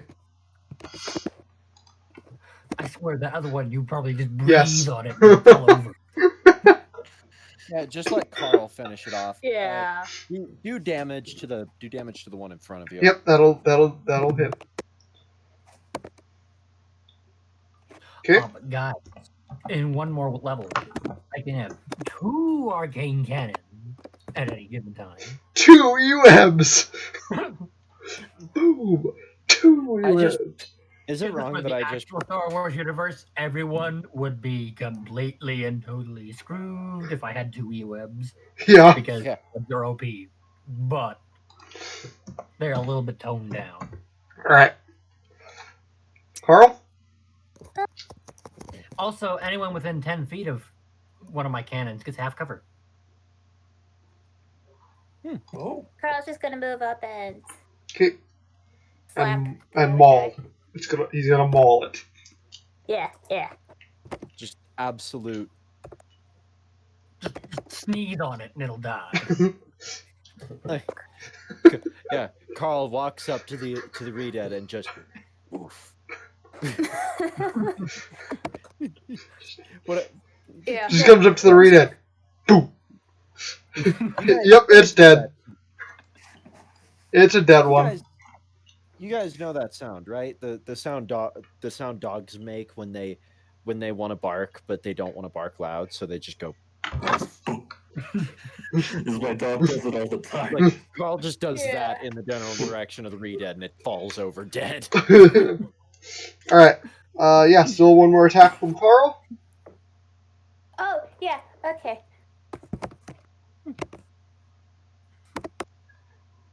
Oh. Yeah, roll double the dice. And have a critical card. The critical card I holder. just keep on Holder. getting On the a critical cards and charge not Keeper shot, of not happening. the keeper of critical cards. What do you even Got a crit have? card. Good God. I have. She has an advantage, Yeah. a disadvantage, a penalty, a fortuitous circumstance, and a critical hit. Roll another d6. Oh I my keep God. wanting to get a crit on one of these charge shots just so that I can deal 12d8 plus. Alright. 6. It is now the last Redead's turn. It is going to try to attack Juno.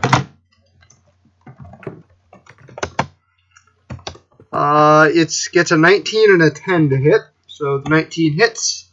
So you take 11 damage. Okay. Kalani. Oh wait, can I approach it while frightened, or am I still? You cannot approach it while frightened. Which is annoying. Wait, you should have made a saving throw against its fear last turn. So go ahead and make it now. Wisdom save at disadvantage. That's laughable. No, you're still frightened of it. I rolled exactly half the original roll, and the original roll wasn't great to begin with. My wisdom saving throw just spit in my face. Might be worth at a 16th level picking up resilient wisdom, so you get proficiency in those.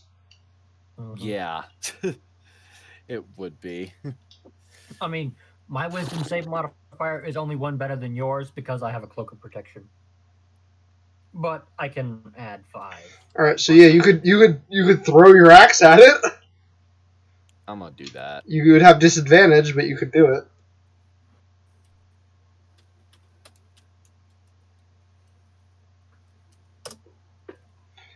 Roll again. See if you still hit. Yep, you hit that one. And that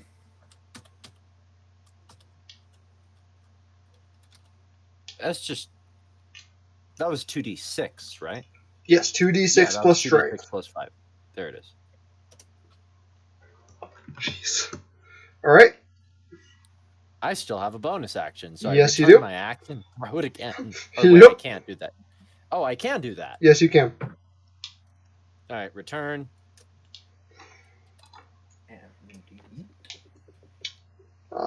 Just barely hit or not hit? Yeah, that hits. All right.